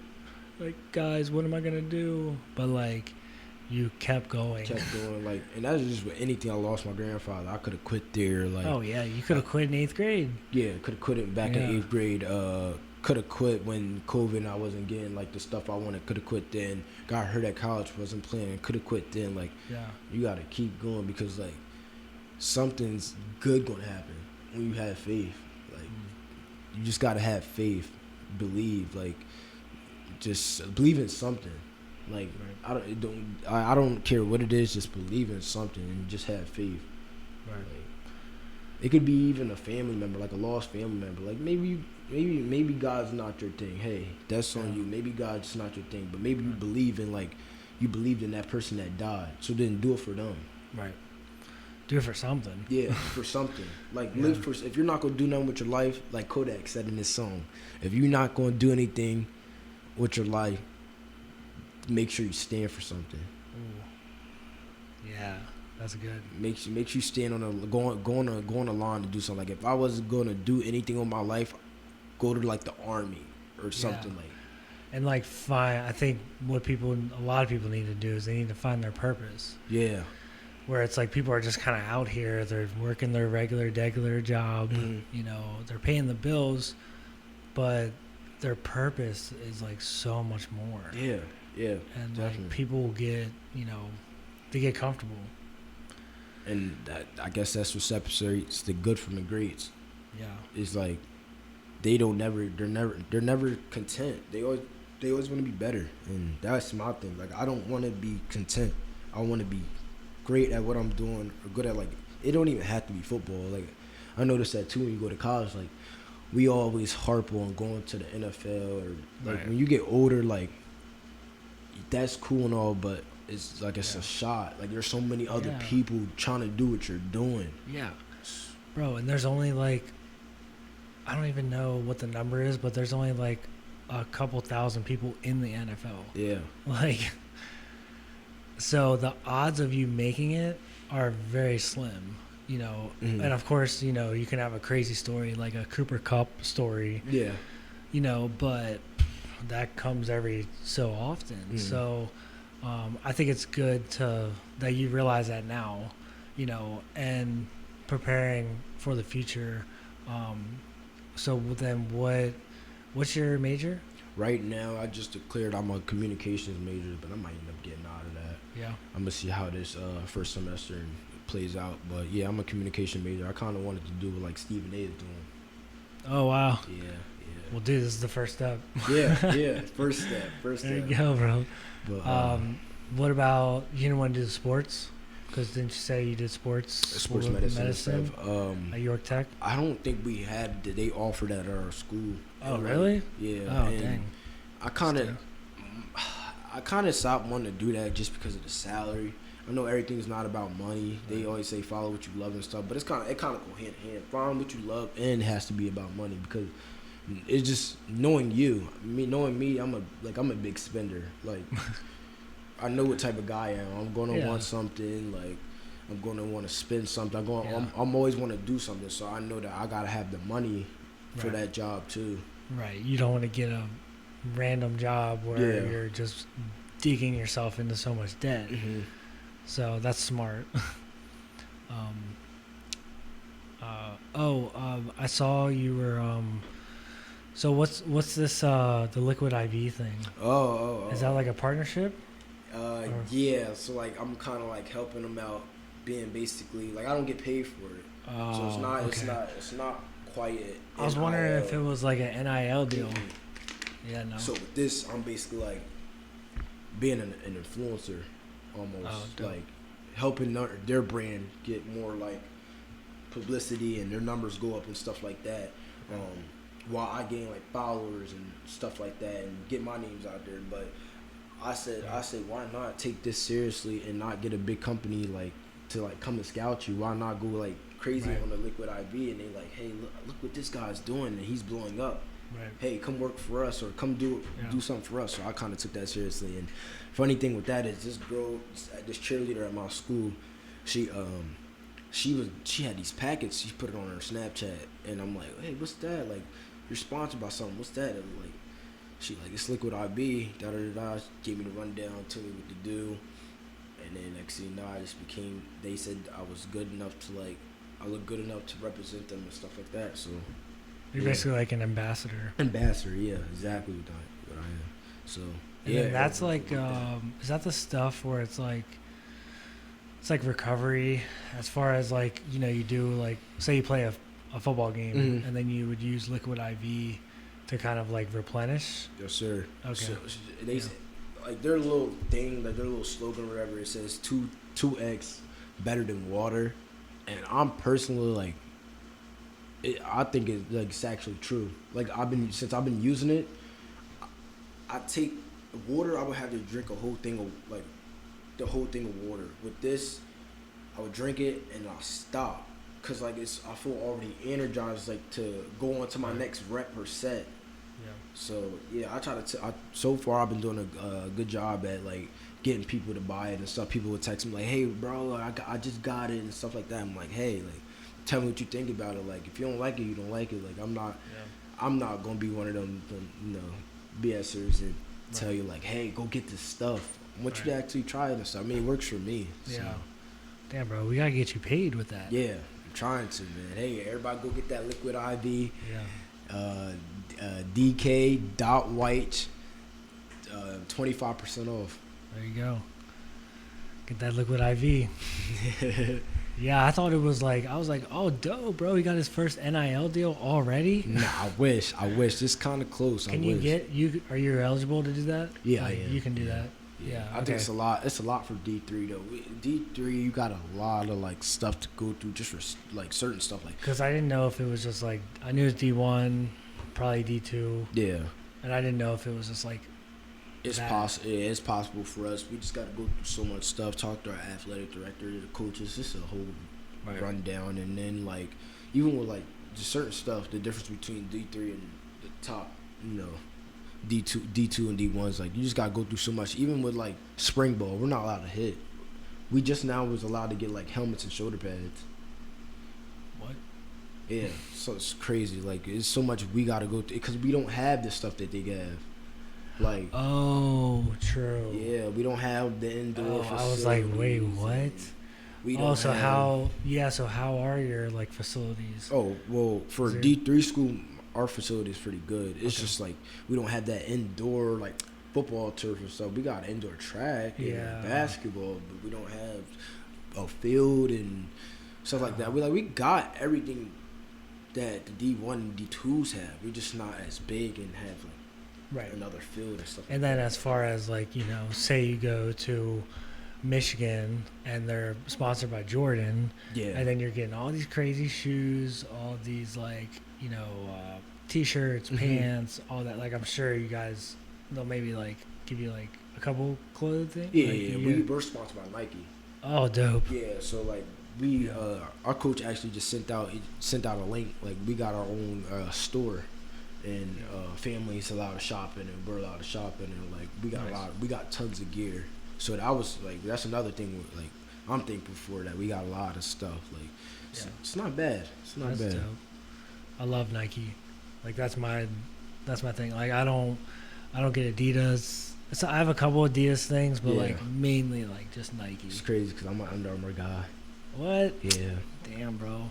You would love my cousin. So my cousin works for Under Armour, and he gets he's like, well, he was IT. I don't know what he is now, but he always gets like discounts and discount codes. I'll have to send you when he sends them out. I'll have to send you one because it's like crazy discount codes where you can get a bunch of stuff. It's funny though because I remember like when Under Armour first came out, they had these like lineman shoes where it was like specifically made for linemen. Yeah. And it was like only linemen. Like they didn't have like, because they were a new company. Like they didn't have you know how Nike and Adidas are like. They make stuff for I mean anybody, but like they mainly focus on like the skill players. Yeah. So like it was just kind of like, what is this Under Armour thing? Like, and only the linemen had them. So like we all just kept rocking Nike or Adidas. So I just always remember that. And now I know they got a bunch of stuff. Yeah. I think their clothes is the biggest thing for me. Like their cleats are starting to get like good, but like, the clothes and everything. Like the material. Yeah. It seems like they got fit. Like I like that. Yeah. Like, you got dry fit hats, dry fit shirts, dry fit pants, like and everything's like athletic. Where like it's not too big and it's not too tight. Right. It's right. Yeah. Did you ever go down in Baltimore where the Under Armour is? No. Oh, it's dope. So there, if you go down there, there's a so right there is the harbor, and then they have this like outdoor little turf area. Yeah. Where it's like gray turf with like a football field. It's not an actual football field size. It's just like for fun, and it's like has like the Maryland flag in it, and like it's just really cool. And you can like anybody can go on it, because it's right there by the harbor, and you can like. I know, like, I've been down there before. You just, like, take your shoes off and just, like, run on the turf. Wow, I think people train on it. I think I've seen people train on it before, but... I want to know if that's the thing. Wait, that's Keem? Where... Yeah, Keem. That's what I'm talking about. Yeah. Okay, yeah. He went there. He had, like, that was, like, last year. Yeah. They did that. Had a little thing going on. You didn't go? I didn't go. Oh, man. That looked dope. What was I doing? Damn, bro. Because, like, I kind of came to work out. Kind of like all the guys that went were like guys that like started like working out right away when summer came. I think I started like the end of or July. Yeah. So I came kind of late, and he was like, "If you'd have came earlier, you would have like came like went with us or something." Yeah. It seemed like there's a decent amount of people. Yeah, there was. That went. It looked cool. Photo shots and stuff. Yeah, photos were dope. Yeah, came out cool. So speaking of, you're like real into working out. Yes, sir. You got crazy clips of you working out, like not even just like the weight that you're doing, but like you're just constantly doing it. Yeah. Is that like a? And I heard you say somewhere it was like, when your grandfather died, like that was like something you picked up, working out and just, working on your craft. Yeah. Just working through pain, like that's what it is. Yeah, that helps me. Like, just that's my hobby. That's just my thing. It just helps me. Like my friends are sellers.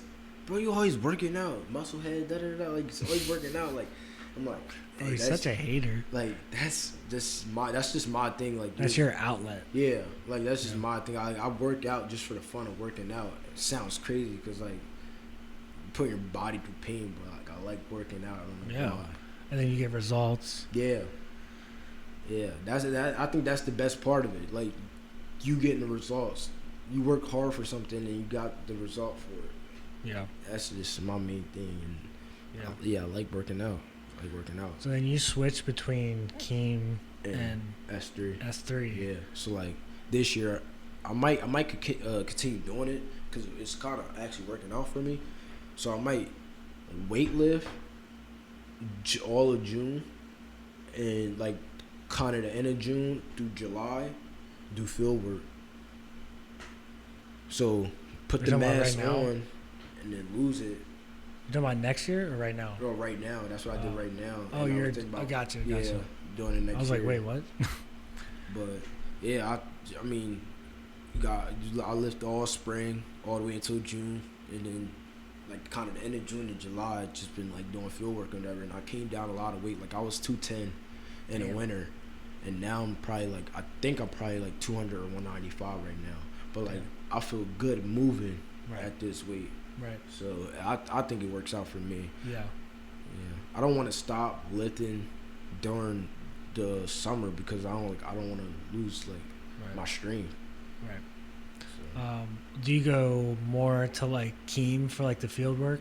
Yeah. It seems like it. Well, I mean, he's obviously on the field all the time, but yeah, it seems like he puts you guys through some crazy. I mean, I was there. I filmed Dorsey do a workout, and just like kind of some of the stuff that they were doing, I was like it's pretty next dope. level. Like I'm saying, like we're doing the same stuff the NFL guys are doing. Yeah. Like Keem is really good at what he does. Shout out to Keem. Yeah, shout out Keem.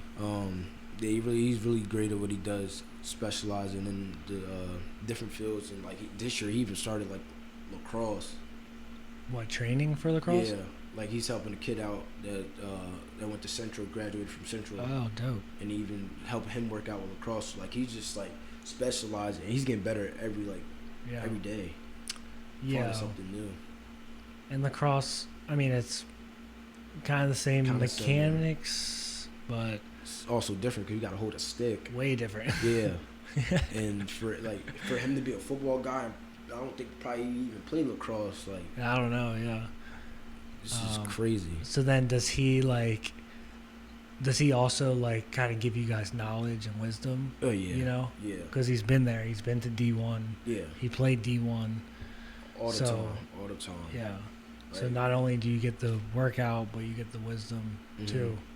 Like every time we'll work out, or like if I'm working out with Dorsey will question some things. And be like, of course. Yo, Keem, like we just worked out yesterday. Yo, I ain't gonna lie, I don't like this. I don't think this is gonna work. What? Yeah, like it's like I don't like how this feels. Like, and then Keem was like, bro, just trust it. Like it's gonna work. Come on, Dorsey. Trust the process. That's my guy. He said, I don't think it's gonna work. He's like, I don't like how this feels. And I'm just sitting there like laughing, like this is what Keem does. Like, yeah. But nah, like the stuff that he comes up with, and then we utilize it in the field, and then you go and we split out to our teams and actually go against like and utilize the stuff that we did in the summer to our our team. It's crazy because like there's a lot of stuff I got from Keem, and like my footwork is so like it's getting better every year. Yeah, and then you guys have like good comp there. Yeah. Where it's like you got you, Dorsey, Kenny, Toby shows up sometimes. Like you got. Yeah, there's it's not like you're just going up against some scrubs. Yeah, like these, you're going up against good guys. Like Eric, Demont. Yeah, Eric, who's like older. Yeah. So he can give you, and he played D2. So D2, yeah. So he can give you knowledge too. So it seems like is S3 kind of more like, I know you guys all work out as a group, but it's more like not individual, but you don't have like that core group of guys coming together. Yeah, something like that. Like it's like maybe like 3 people, maybe 4, maybe 2, maybe just 1. But like working with Keem, it's like I guess it's like a family thing. It's like what the league guys do, how they get around other league guys and they work. Well, that's the same thing with us. Like, and we're all competing. Like we're all bumping heads. We're all like just competing. And Keem's juicing it up, and it's a family thing. Yeah. Here, and then we go out and we go to our regular teams and we just ready to kill and have a good season and stuff. So that's a good thing about it. everything. We're all like just working out, and it don't even when it's with us, it don't matter what star you are or what status you are. We just we're all those just one-on-ones are nuts. Yeah, yeah. They just go crazy. Ain't gonna lie. I gotta go to one this year. I ain't go to one yet because I just been like trying to work on me first. I don't want to go out there yet and so I haven't went to one. I just been trying to work on my craft and stuff like that. Yeah, I saw they had, what was the whole Love Day thing? What is that? So I'm guessing that was It was the other week. It was last Saturday. It was other like trainers. So it was Keem's thing. Right. Then it was Elite Success, and there was like 2 other places, and I think they were from like. Yeah, I know Johnny Martin was there. Shoot, he's gonna kill me for this. His like, I can't think of what his brand is. He's the guy. He played in Millersville. Big beard. Curly hair. Yeah. That guy. Yeah, I wasn't. Unleash. Yeah, I think it's that's Unleash. what it is. Yeah, it's Unleash. I'm not familiar with. Yeah, so he's from Lancaster. Okay. He does crazy, bro. I'll show you his Instagram. He does crazy workouts. He puts his kids through. He's kind of do the same thing as Keem. Mm-hmm. So was that them coming together as trainers? Yeah, and that's dope. Having a session with all of us, like that's all our cool. kids and stuff. So yeah, that's what Love Day was. Okay, I wasn't sure like what, if it was for somebody or what it was. No, they tend to do that like every year. Like everybody will have their own little thing, and then we'll all get together as one and get working all together. Yeah, that's dope. Yeah. Were you there? No, I wasn't there. Okay, I wasn't sure if you were. What was love? I worked third shift. Third? Yeah, it sucks. Bro, what? Yeah, bro. Like, and plus working out.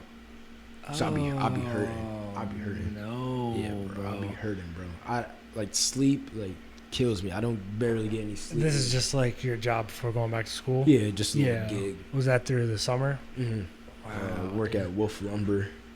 Damn. And from 8 to 4:30 in the morning. Then is that like a lumber yard? Yeah, where is that? Yeah. So I just deal with wood all day. Just slanging wood. Yeah, and I'm banding it up. So I'm just sitting there standing constantly. And mind you, like the acre is big. Like to go to the bathroom is like a 10-minute walk. Oh wow. Oh yeah. And I'm sure it's hot. Like I feel bad for You're the probably people losing weight just being in there. I go in there with a hoodie. Yeah. My coworkers think I'm insane. Like I go there with a hoodie and a you're low key like training. Yeah, I go there with a hoodie and a ski mask, and they're like, "Bro, aren't you hot?" I'm like, I deal with this all the time. Like, this is nothing. So, bro, I worked a third shift job for like 3 months. And I quit because I couldn't, dude. I couldn't do it, bro. Ah, man, like that feeling. If you've never worked third shift, you don't know what this is like. But like that, first of all, you're not supposed to be eating dinner at like 4 a.m. Mm-hmm. Like, you just taking break at those times was just like so weird. And then when you get off, I think I worked like 6 to 6. You get off at 6, and then it's like, bro, you're like a zombie. Yeah. While everyone's like getting their coffee, like they're like up and at 'em, and you're like driving, like you're driving home. Like, insane. Like it's so like you know what what that feels like. Yeah, it's like a ghost town when you get off. Yeah. And like there be some what days. What time you get off? I get off at 4:30, but there's some days where there's super like a lot of cars. 4:30 in the morning. Yeah. Oh, okay. And there's some days where there is a lot of cars out, and I'm like, wow, like this is how early people get up for first shift. But some days. Oh, some people, yeah. So then, so you're probably seeing the first shift people go in to work at like 6. Mm-hmm. If they got a long commute, whatever. Yeah. Damn, bro. Yeah, I ain't gonna lie, for all the people out there that don't work third shift, continue to don't work third shift. Like I don't know. Like I don't know how companies like keep people. The worst shift though is second, because you don't realize like how much you miss out on. Yeah. So like a regular 3 to 11, because I've worked that job too. I worked it in the summer, And the only good part about that, it was fun when I had other friends that worked third shift. Mm-hmm. I mean second. And this is back when I drank. And, we get off at 11 and go to the bar till 2. Yeah. And then stay up till like 3 or 4. Sleep all day. Do it again. Go to work at 3. It was bad. But you don't realize how much you miss out on. Like, so much stuff goes on, at 5, 6, 7 o'clock at night. Yeah. Like dinner, events during the summer. You don't realize like how much you miss out on. So I don't know what's worse. Because at least third shift, you could, sacrifice some sleep to, do some stuff during the day. Then that's the worst part about it. Cause yeah, because then you're not sleeping. Especially for an athlete. Yeah. It starts to rip and tear the body. Yeah. Like you said, though, it's cool because, you get to witness all that stuff, the dinners and everything. But, man. So then now you're about to switch your whole sleep schedule from going from this job to now. So now you're gonna have to make that transition. That's gonna be tough. Suck. It's gonna suck because now I'm gonna have to wake up at 6 in the morning. Yeah, when really that's when you're going to bed. Going to bed. I can't go to sleep. Bro. I really can't go to sleep now since I started working this job. I'm always up, and then I would now I will take naps. And with the naps, last night I took a nap at 8, 9 o'clock. Woke back up at 12, 1, and then go back. Thankfully I went back to sleep at 3. But on a typical day, I probably been up until 7. Especially on the weekends. On the weekdays, I make sure I gotta go back to sleep because I gotta get up for workouts at 1 o'clock before 1 o'clock. Right. But on the weekends, I'm up until maybe 6. So then, do you go in Sunday night? I go in Monday. Oh, Monday. Yeah. So that's cool. At least you get to enjoy your Sunday. Yeah. Your whole Sunday.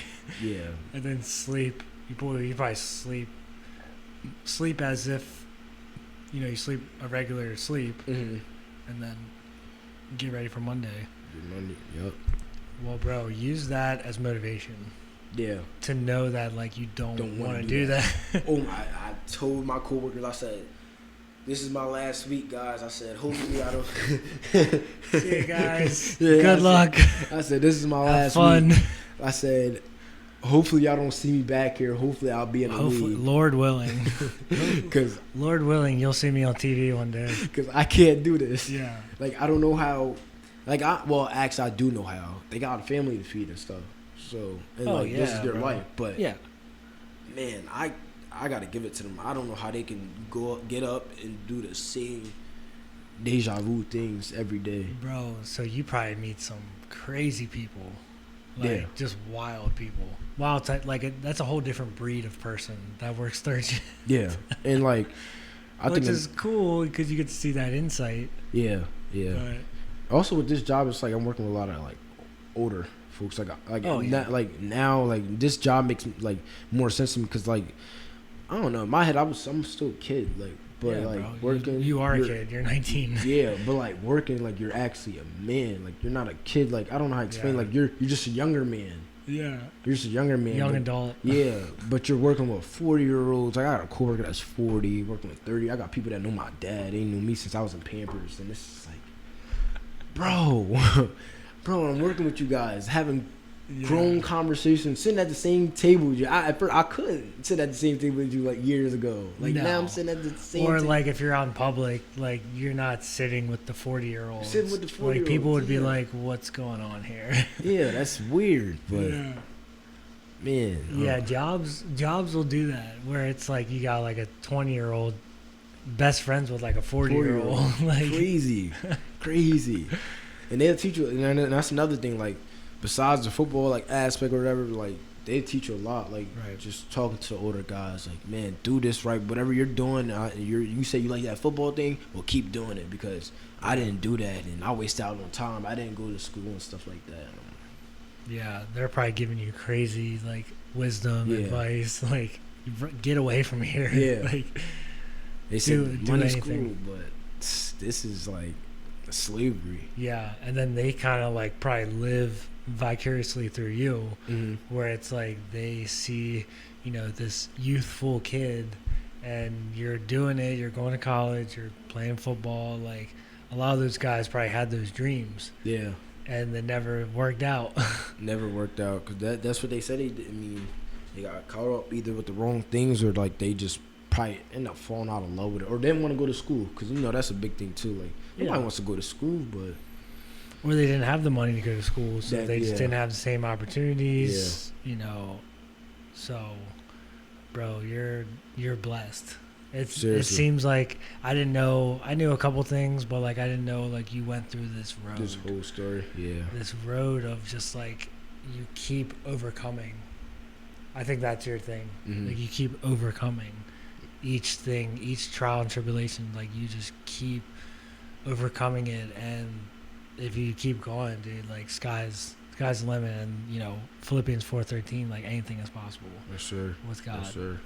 And I mean, yeah, I guess like you wouldn't know my story unless you're like my close friend, like unless you're my best friend, like you wouldn't know. But from the outside looking in, you just like, oh, he's a football kid, or I went to school with him. But like, you wouldn't know if you really like talk to me and stuff like that. Yeah, it seems like you're very like humble and like you're very low key. Yeah.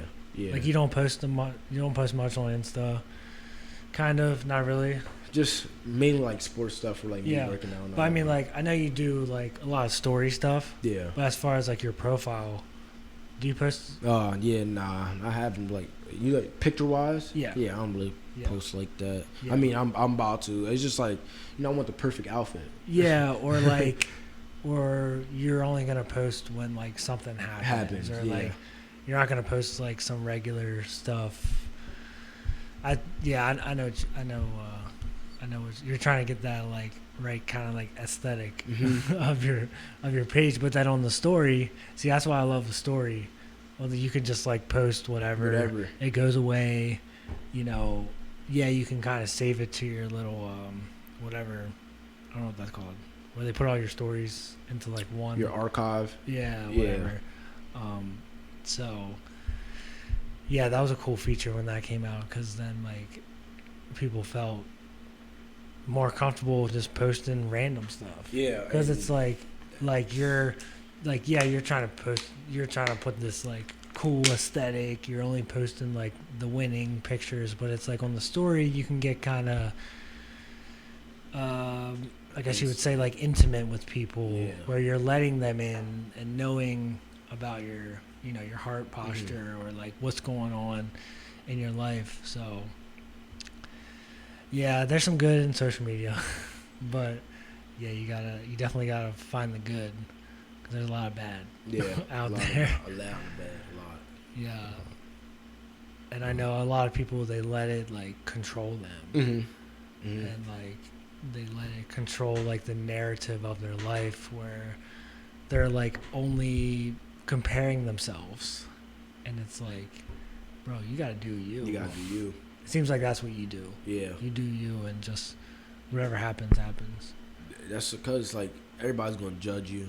Everybody's gonna have like their opinions, and just you're you. And that's probably gonna be another tat that I'm gonna get, but I'm not gonna tell anybody. Don't tell me, because I'll get the same one. Bro, that'd be crazy if we get another same tat, bro. I can't believe that. Never. You might gotta check after this. Yeah, I don't know what else you got, bro. I got a couple of generic ones, so we might be, who knows, dude? We might be another Tat Brothers. That's crazy, though. Yeah, I can't believe you found that out. Yeah. But yeah, man, I appreciate you coming. Appreciate you, man. I just want to give you your flowers, man. Just keep going. Appreciate it. Whatever gets in your way, like, don't let it take you down, because obviously it's not. Yes, sir. Like, you just keep going. So, man, just keep going, and be blessed, because not a lot of people get your opportunity. Even though it's D3, you came in hurt. Like, it seems like you're just make the most of each opportunity. For sure. So, I just I got a message for everybody that's out there, man. Like, kids that's watching this, like, if you got a dream, go chase it. Cause, why not? Why not? Why not? Yeah, why not? That's a good message. Why not? So I tried to end the episode with a couple questions. We'll start out with top 5 dinner guests, dead or alive. So anybody, dead or alive, celebrity, non-celebrity, family member, non-family member, like anybody that you would love to sit at the table, chat with. Oof. Yeah, it's a heavy question, but I think some people might get hurt. Oh damn!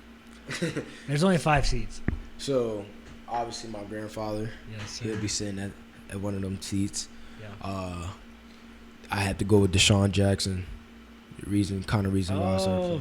I love Deshaun Jackson. Yeah, like that was my first number. I might go back to that this year. Number 10. I started playing football with number 10. Yeah. Deshaun. Second one probably be my mom. Yep. Lady that brought me into this world. Mom She gotta be at the seat. Yeah. Then my grandma. Mm-hmm. And then how much did I name? 4 right now? Yeah. And probably my dad. Dope. Just Deshaun Jackson in your family. Yeah. You know me and him got crazy. the same middle name too. Who? William. You and Deshaun? Deshaun William Jackson, Dekzeon Wyche, and we both start with D's. Yeah. That's crazy. That's my guy, man. Bro, I'm just like picturing Deshaun Jackson at the table with your family. No, he's cool though. I've seen a couple like interviews with him, and like, I just love his. Dude, he's awesome. He's got a good spirit about him. He's got a crazy story too. Oh my gosh. Growing up, Crenshaw, right? And the kind of almost like similar to mine, kind of. Right. Like, he lost his dad. Oh yeah. Like right when he started in the NFL. Yeah. Dang. They were just about to go. So kind of the same story where like you just started playing football and your grandpa came and starts. Wow. But yeah, man, I can't imagine like he went through that whole journey with his dad, and then his dad just passed away. I was like, dang. Mind you, like he did everything with his dad. His dad was like a drill sergeant doing Deshaun. Like, man, every time he woke up, he had to work out. This and that. Like, it was crazy. Then they. Right. That was the I think that was the historical game of when he did this against the Giants. Yeah. It's crazy. Is that when he scored that like long return? Yeah. And they won. It's crazy. Oh, where he like turned around and wasted time out. Yeah. Bro, his highlight video is so insane. I'm kind of like upset it didn't work with him because he could have a ring right now. He could, yeah. And the crazy part about it is he still got it at 35. I know, bro. At 35. Like that's crazy. 35. Somebody got to give Deshaun a chance. Yeah. He's not on anyone right now. Not right now. He was with the Raiders, but yeah. Do you think he's still trying? I was just, it's crazy because he was on a podcast with I Am Athlete. Yeah, that's where I saw it. Yeah, and they asked him the same question. I love I Am Athlete. Yeah. I like and he said like, it's going to come. Like, he kind of got that like faith thing like that me and you have, like whatever happens is going to happen. It's like, I'm not about to sit here and tell y'all if I'm done or not. Like, if there's still a chance I can go, I'm going to go. But if not, I'm not. And that's cool. Right. That's cool. Because at 35, not too many people could still run like him. No, he must like have avoided a lot of hits or something. He had to. I think that's what he talked about. Yeah, he did. Because he just like doesn't get hit. Yeah. So he's just out there running routes. Because he's not that big. Yeah, he's not. He just get the injuries that he get is the typical fast people injuries, hammies, quad, just like little stuff like that. Yeah. Was that him where somebody told him to like slow down? Like he was trying to like, get into the route, get it like bam, bam, bam, bam, bam. And I think he talked about in one of the interviews, he's like, just slow down. Like, and then that's when he really like exploded on the scene. Yeah. Because then he was able to slow it down, get his technique down. Because when you're just like, bop, bop, bop, bop, bop, bop, like there's no technique. None. Just unless you do have technique, but like it's a lot easier to get technique when you slow it down. And then top. So I keep saying like running backs all time, but like top running backs right now. that you think that are your favorite that you like watching? That's a hard question, bro. You know why? Because the game changes every single day. That's what I'm saying. Like, I don't want to put like greatest of all time because we were talking like different eras bring out different, like, they don't even do fullbacks anymore. So it's which like is crazy. Yeah. Like, I only know one That's fullback how and that's fast on your team. That's how fast the game is. Yeah. Dude, fullback used to be like the pivotal like point on a team. Like, you know, you get down in the red zone, goal line, bam, just fullback. Right. Remember Mike Allstott? That's what I was about to. Yeah, Mike Allstott, Scott, whatever. Yeah, I don't know how you say it. Oh yeah, something like that. But he was a dog. He's a beast. Yeah. So running backs right now for me, I would have to go, and I'm gonna say guys that are like excelling like the last couple of years. Derrick Henry. Oh yeah. I like him. Dalvin Cook. And AK, Alvin Kamara. Oh, I like him. I would have to say them three guys. Yeah. But favorite though would Saquon, but he's been getting hurt. I know, bro. He got to prove himself to me. I know. Well, we saw him at Penn State. Yeah. But it's like, I want to see him in the league. Like I want to see him. Like we saw the first 2 years. We saw his rookie season amazing, and we kind of saw that like that year he got hurt. But I want to see more. I don't think nobody has been more consistent than Derrick. I mean, well, Derrick has had these. Matter of fact, these 2 last years, but 1,000 in the NFL is not easy. No. And yeah, I can't think of any off top. I mean, yeah, Derrick Henry. And being a Ravens fan, I don't like Derrick Henry because he always just like kills us. But like, I gotta give him his flowers. Like, he's a beast, and I love the way he does his hair. Like, I love that. Like, looks like a bee, like a wasp, and like he just looks like so dope on the field. You ever saw his workout videos and stuff too? I think I've seen a couple clips. His workouts is insane. Yeah, I bet, dude. But yeah, I had to give them guys that top spot just because like you see their name in the Russian, like the stats, you see them every year in and out, like always producing. So I would say them. But like if I had to say favorite players, running back probably be Saquon. Yeah. And then I guess you already kind of said it, but who was like a player you looked up to? Yeah, definitely Deshaun. Yeah.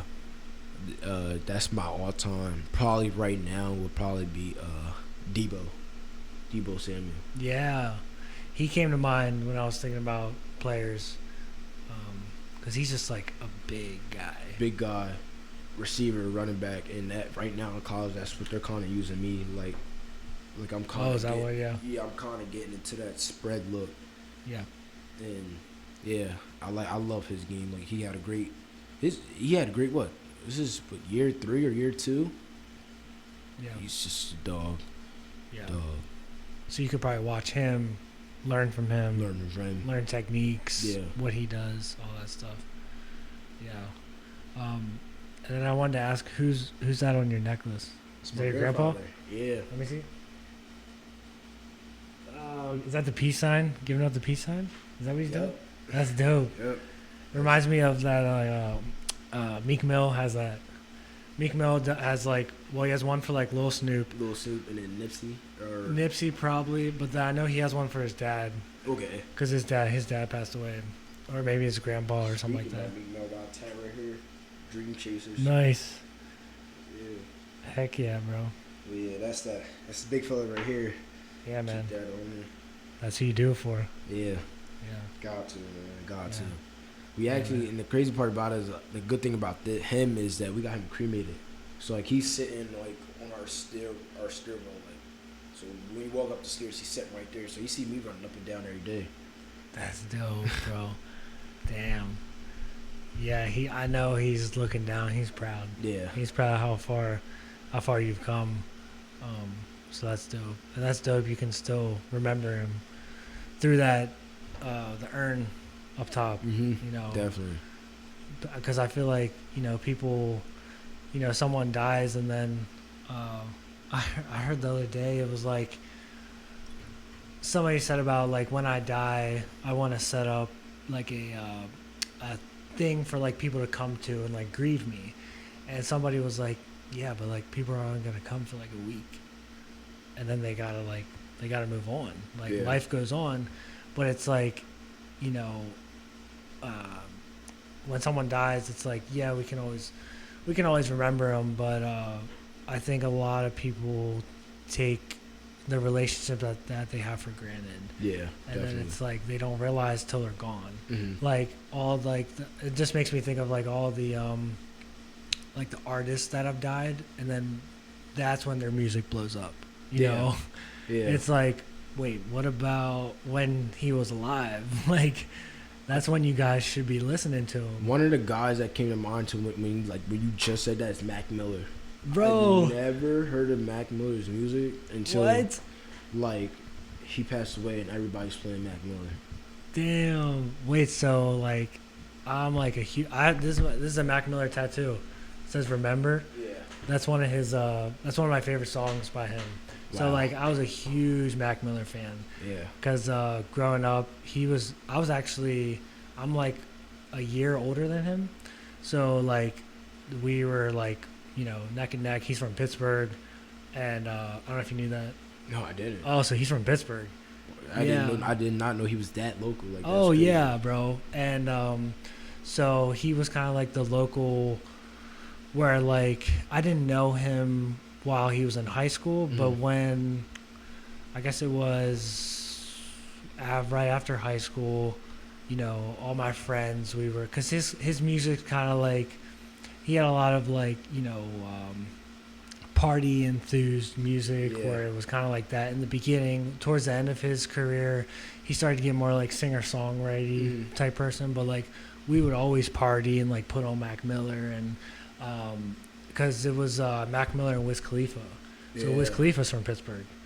Did you know that? Yeah. Black and yellow, black and yellow. Yeah. So they were kind of like, they made like the same type of music. So me and my friends were like Wiz and Mac. We always playing them. And I saw Mac twice in concert. You did? So I physically have seen him.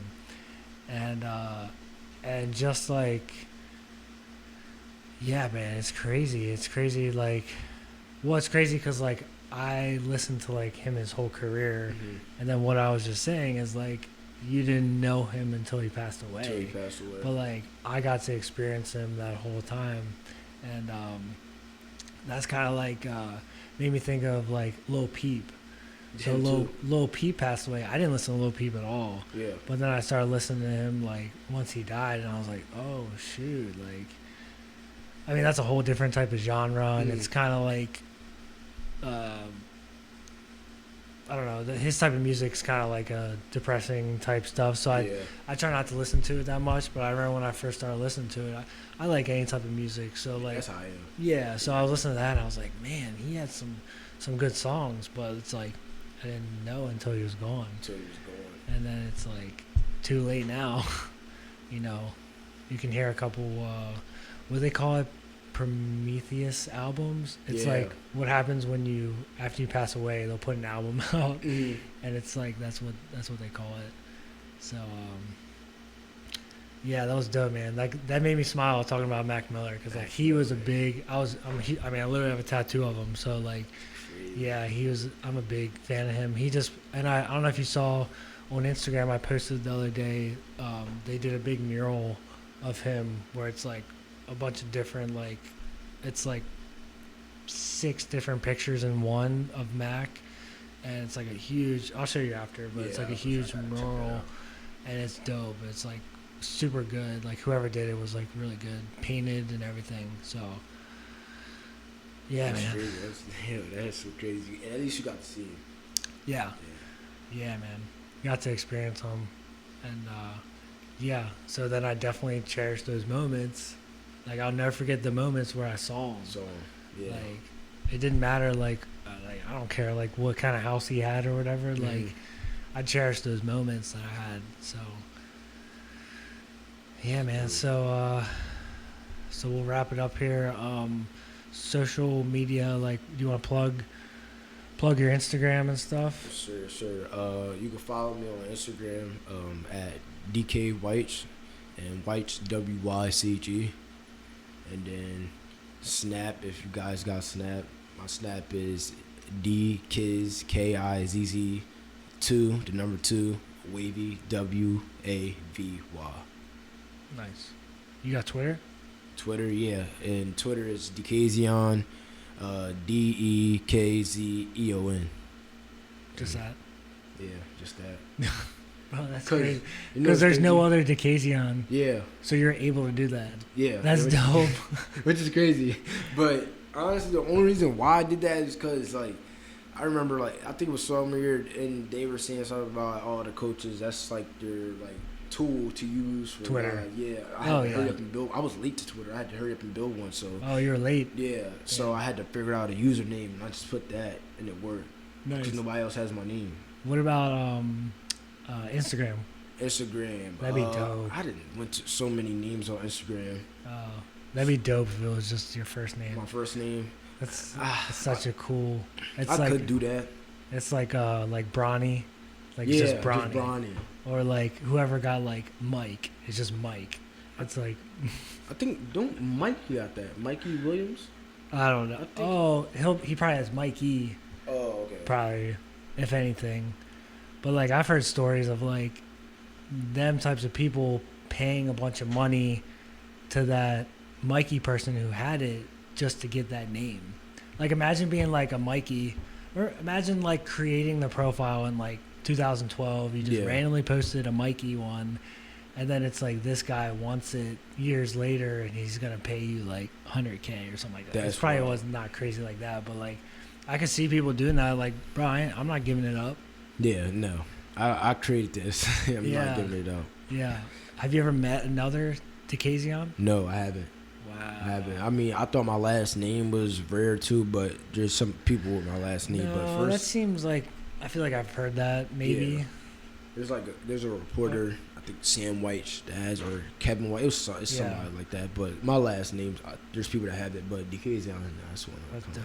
Yeah. We're kind of similar like that too. Like there's not too many Brocks. Yeah. There's a couple.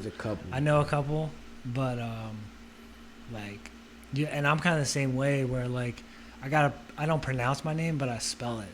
They'll be like, "What's your name?" I'm like Brock, BROCK, because people will like the other day. Oh my god, I went to Chick-fil-A, and I said Brock, BROCK, and the dude wrote BROK. So then I get up to the window, and they're like Brook, and I'm like, yeah. Like I'm just like, yeah, sure, whatever. Can I get my food? Yeah, please, like just give me my food. But I was like, Brook. I'm like, oh my god. It's like, how can you screw up like the little like Brock? I don't know. You can't bro. screw Brock. He was like, and it wasn't through the intercom. He was one of the people, like a physical person on the side doing it with the little thing, and I was like, Brock, BROCK. I try to pronounce the K. Yeah. And it's funny because I went to school in my grade. There's another Brock, but it was BROC. So he was Brock C, and I was just Brock. But I think one of the things I'm about to start doing now is like my grandma does this, like when she talk to like people like with like T-Mobile or something. She'll like when she say the name, she'll like be like, say if she says my uncle name, his name is Mikey, and she'll be like, M as in Matt. They do that, yeah. Yeah, I'm about to start doing that. Like, my name is Dekzeon, D as in dolphin, E. Dude, that's gonna take forever. It is, but like, I think people really process things really slow. Oh yeah, especially when you're like Dekzeon, they're like, what? Yeah, and on the phone, it's hard to hear. So even if you're like D-E, like it's sometimes it comes through on the other end, not as well. So, yeah, that would.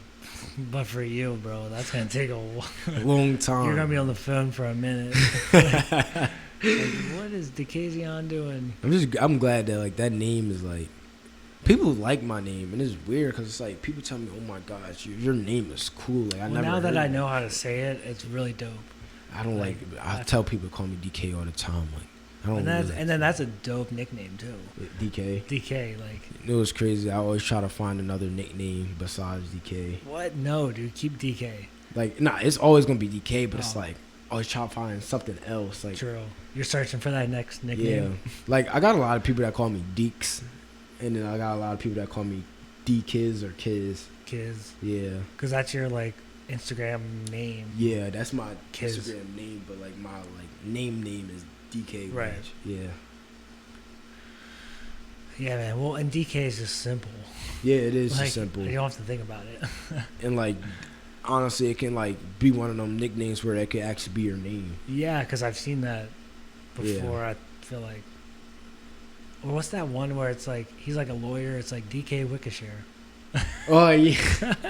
DJ was saying. Yeah, DK. He said, I need money and I need it now or something like that. I don't know, yeah. Or it's like, call the sevens. Yeah. 777-777. I'm pretty sure that's him. Shoot. But, man, this has been a blast. Thanks for coming, man. I appreciate you it. having Like, me. It was finally it's crazy because we talked for like an hour before this. So, like, yeah. we've been talking for a minute now. Man. So, but it's been cool getting to know you, and like I said, bro, just blessings on your journey. Sure. Just keep going, Appreciate it. and we'll see what the future holds. Sir. So, Sir. with that, it's official. Brock's here.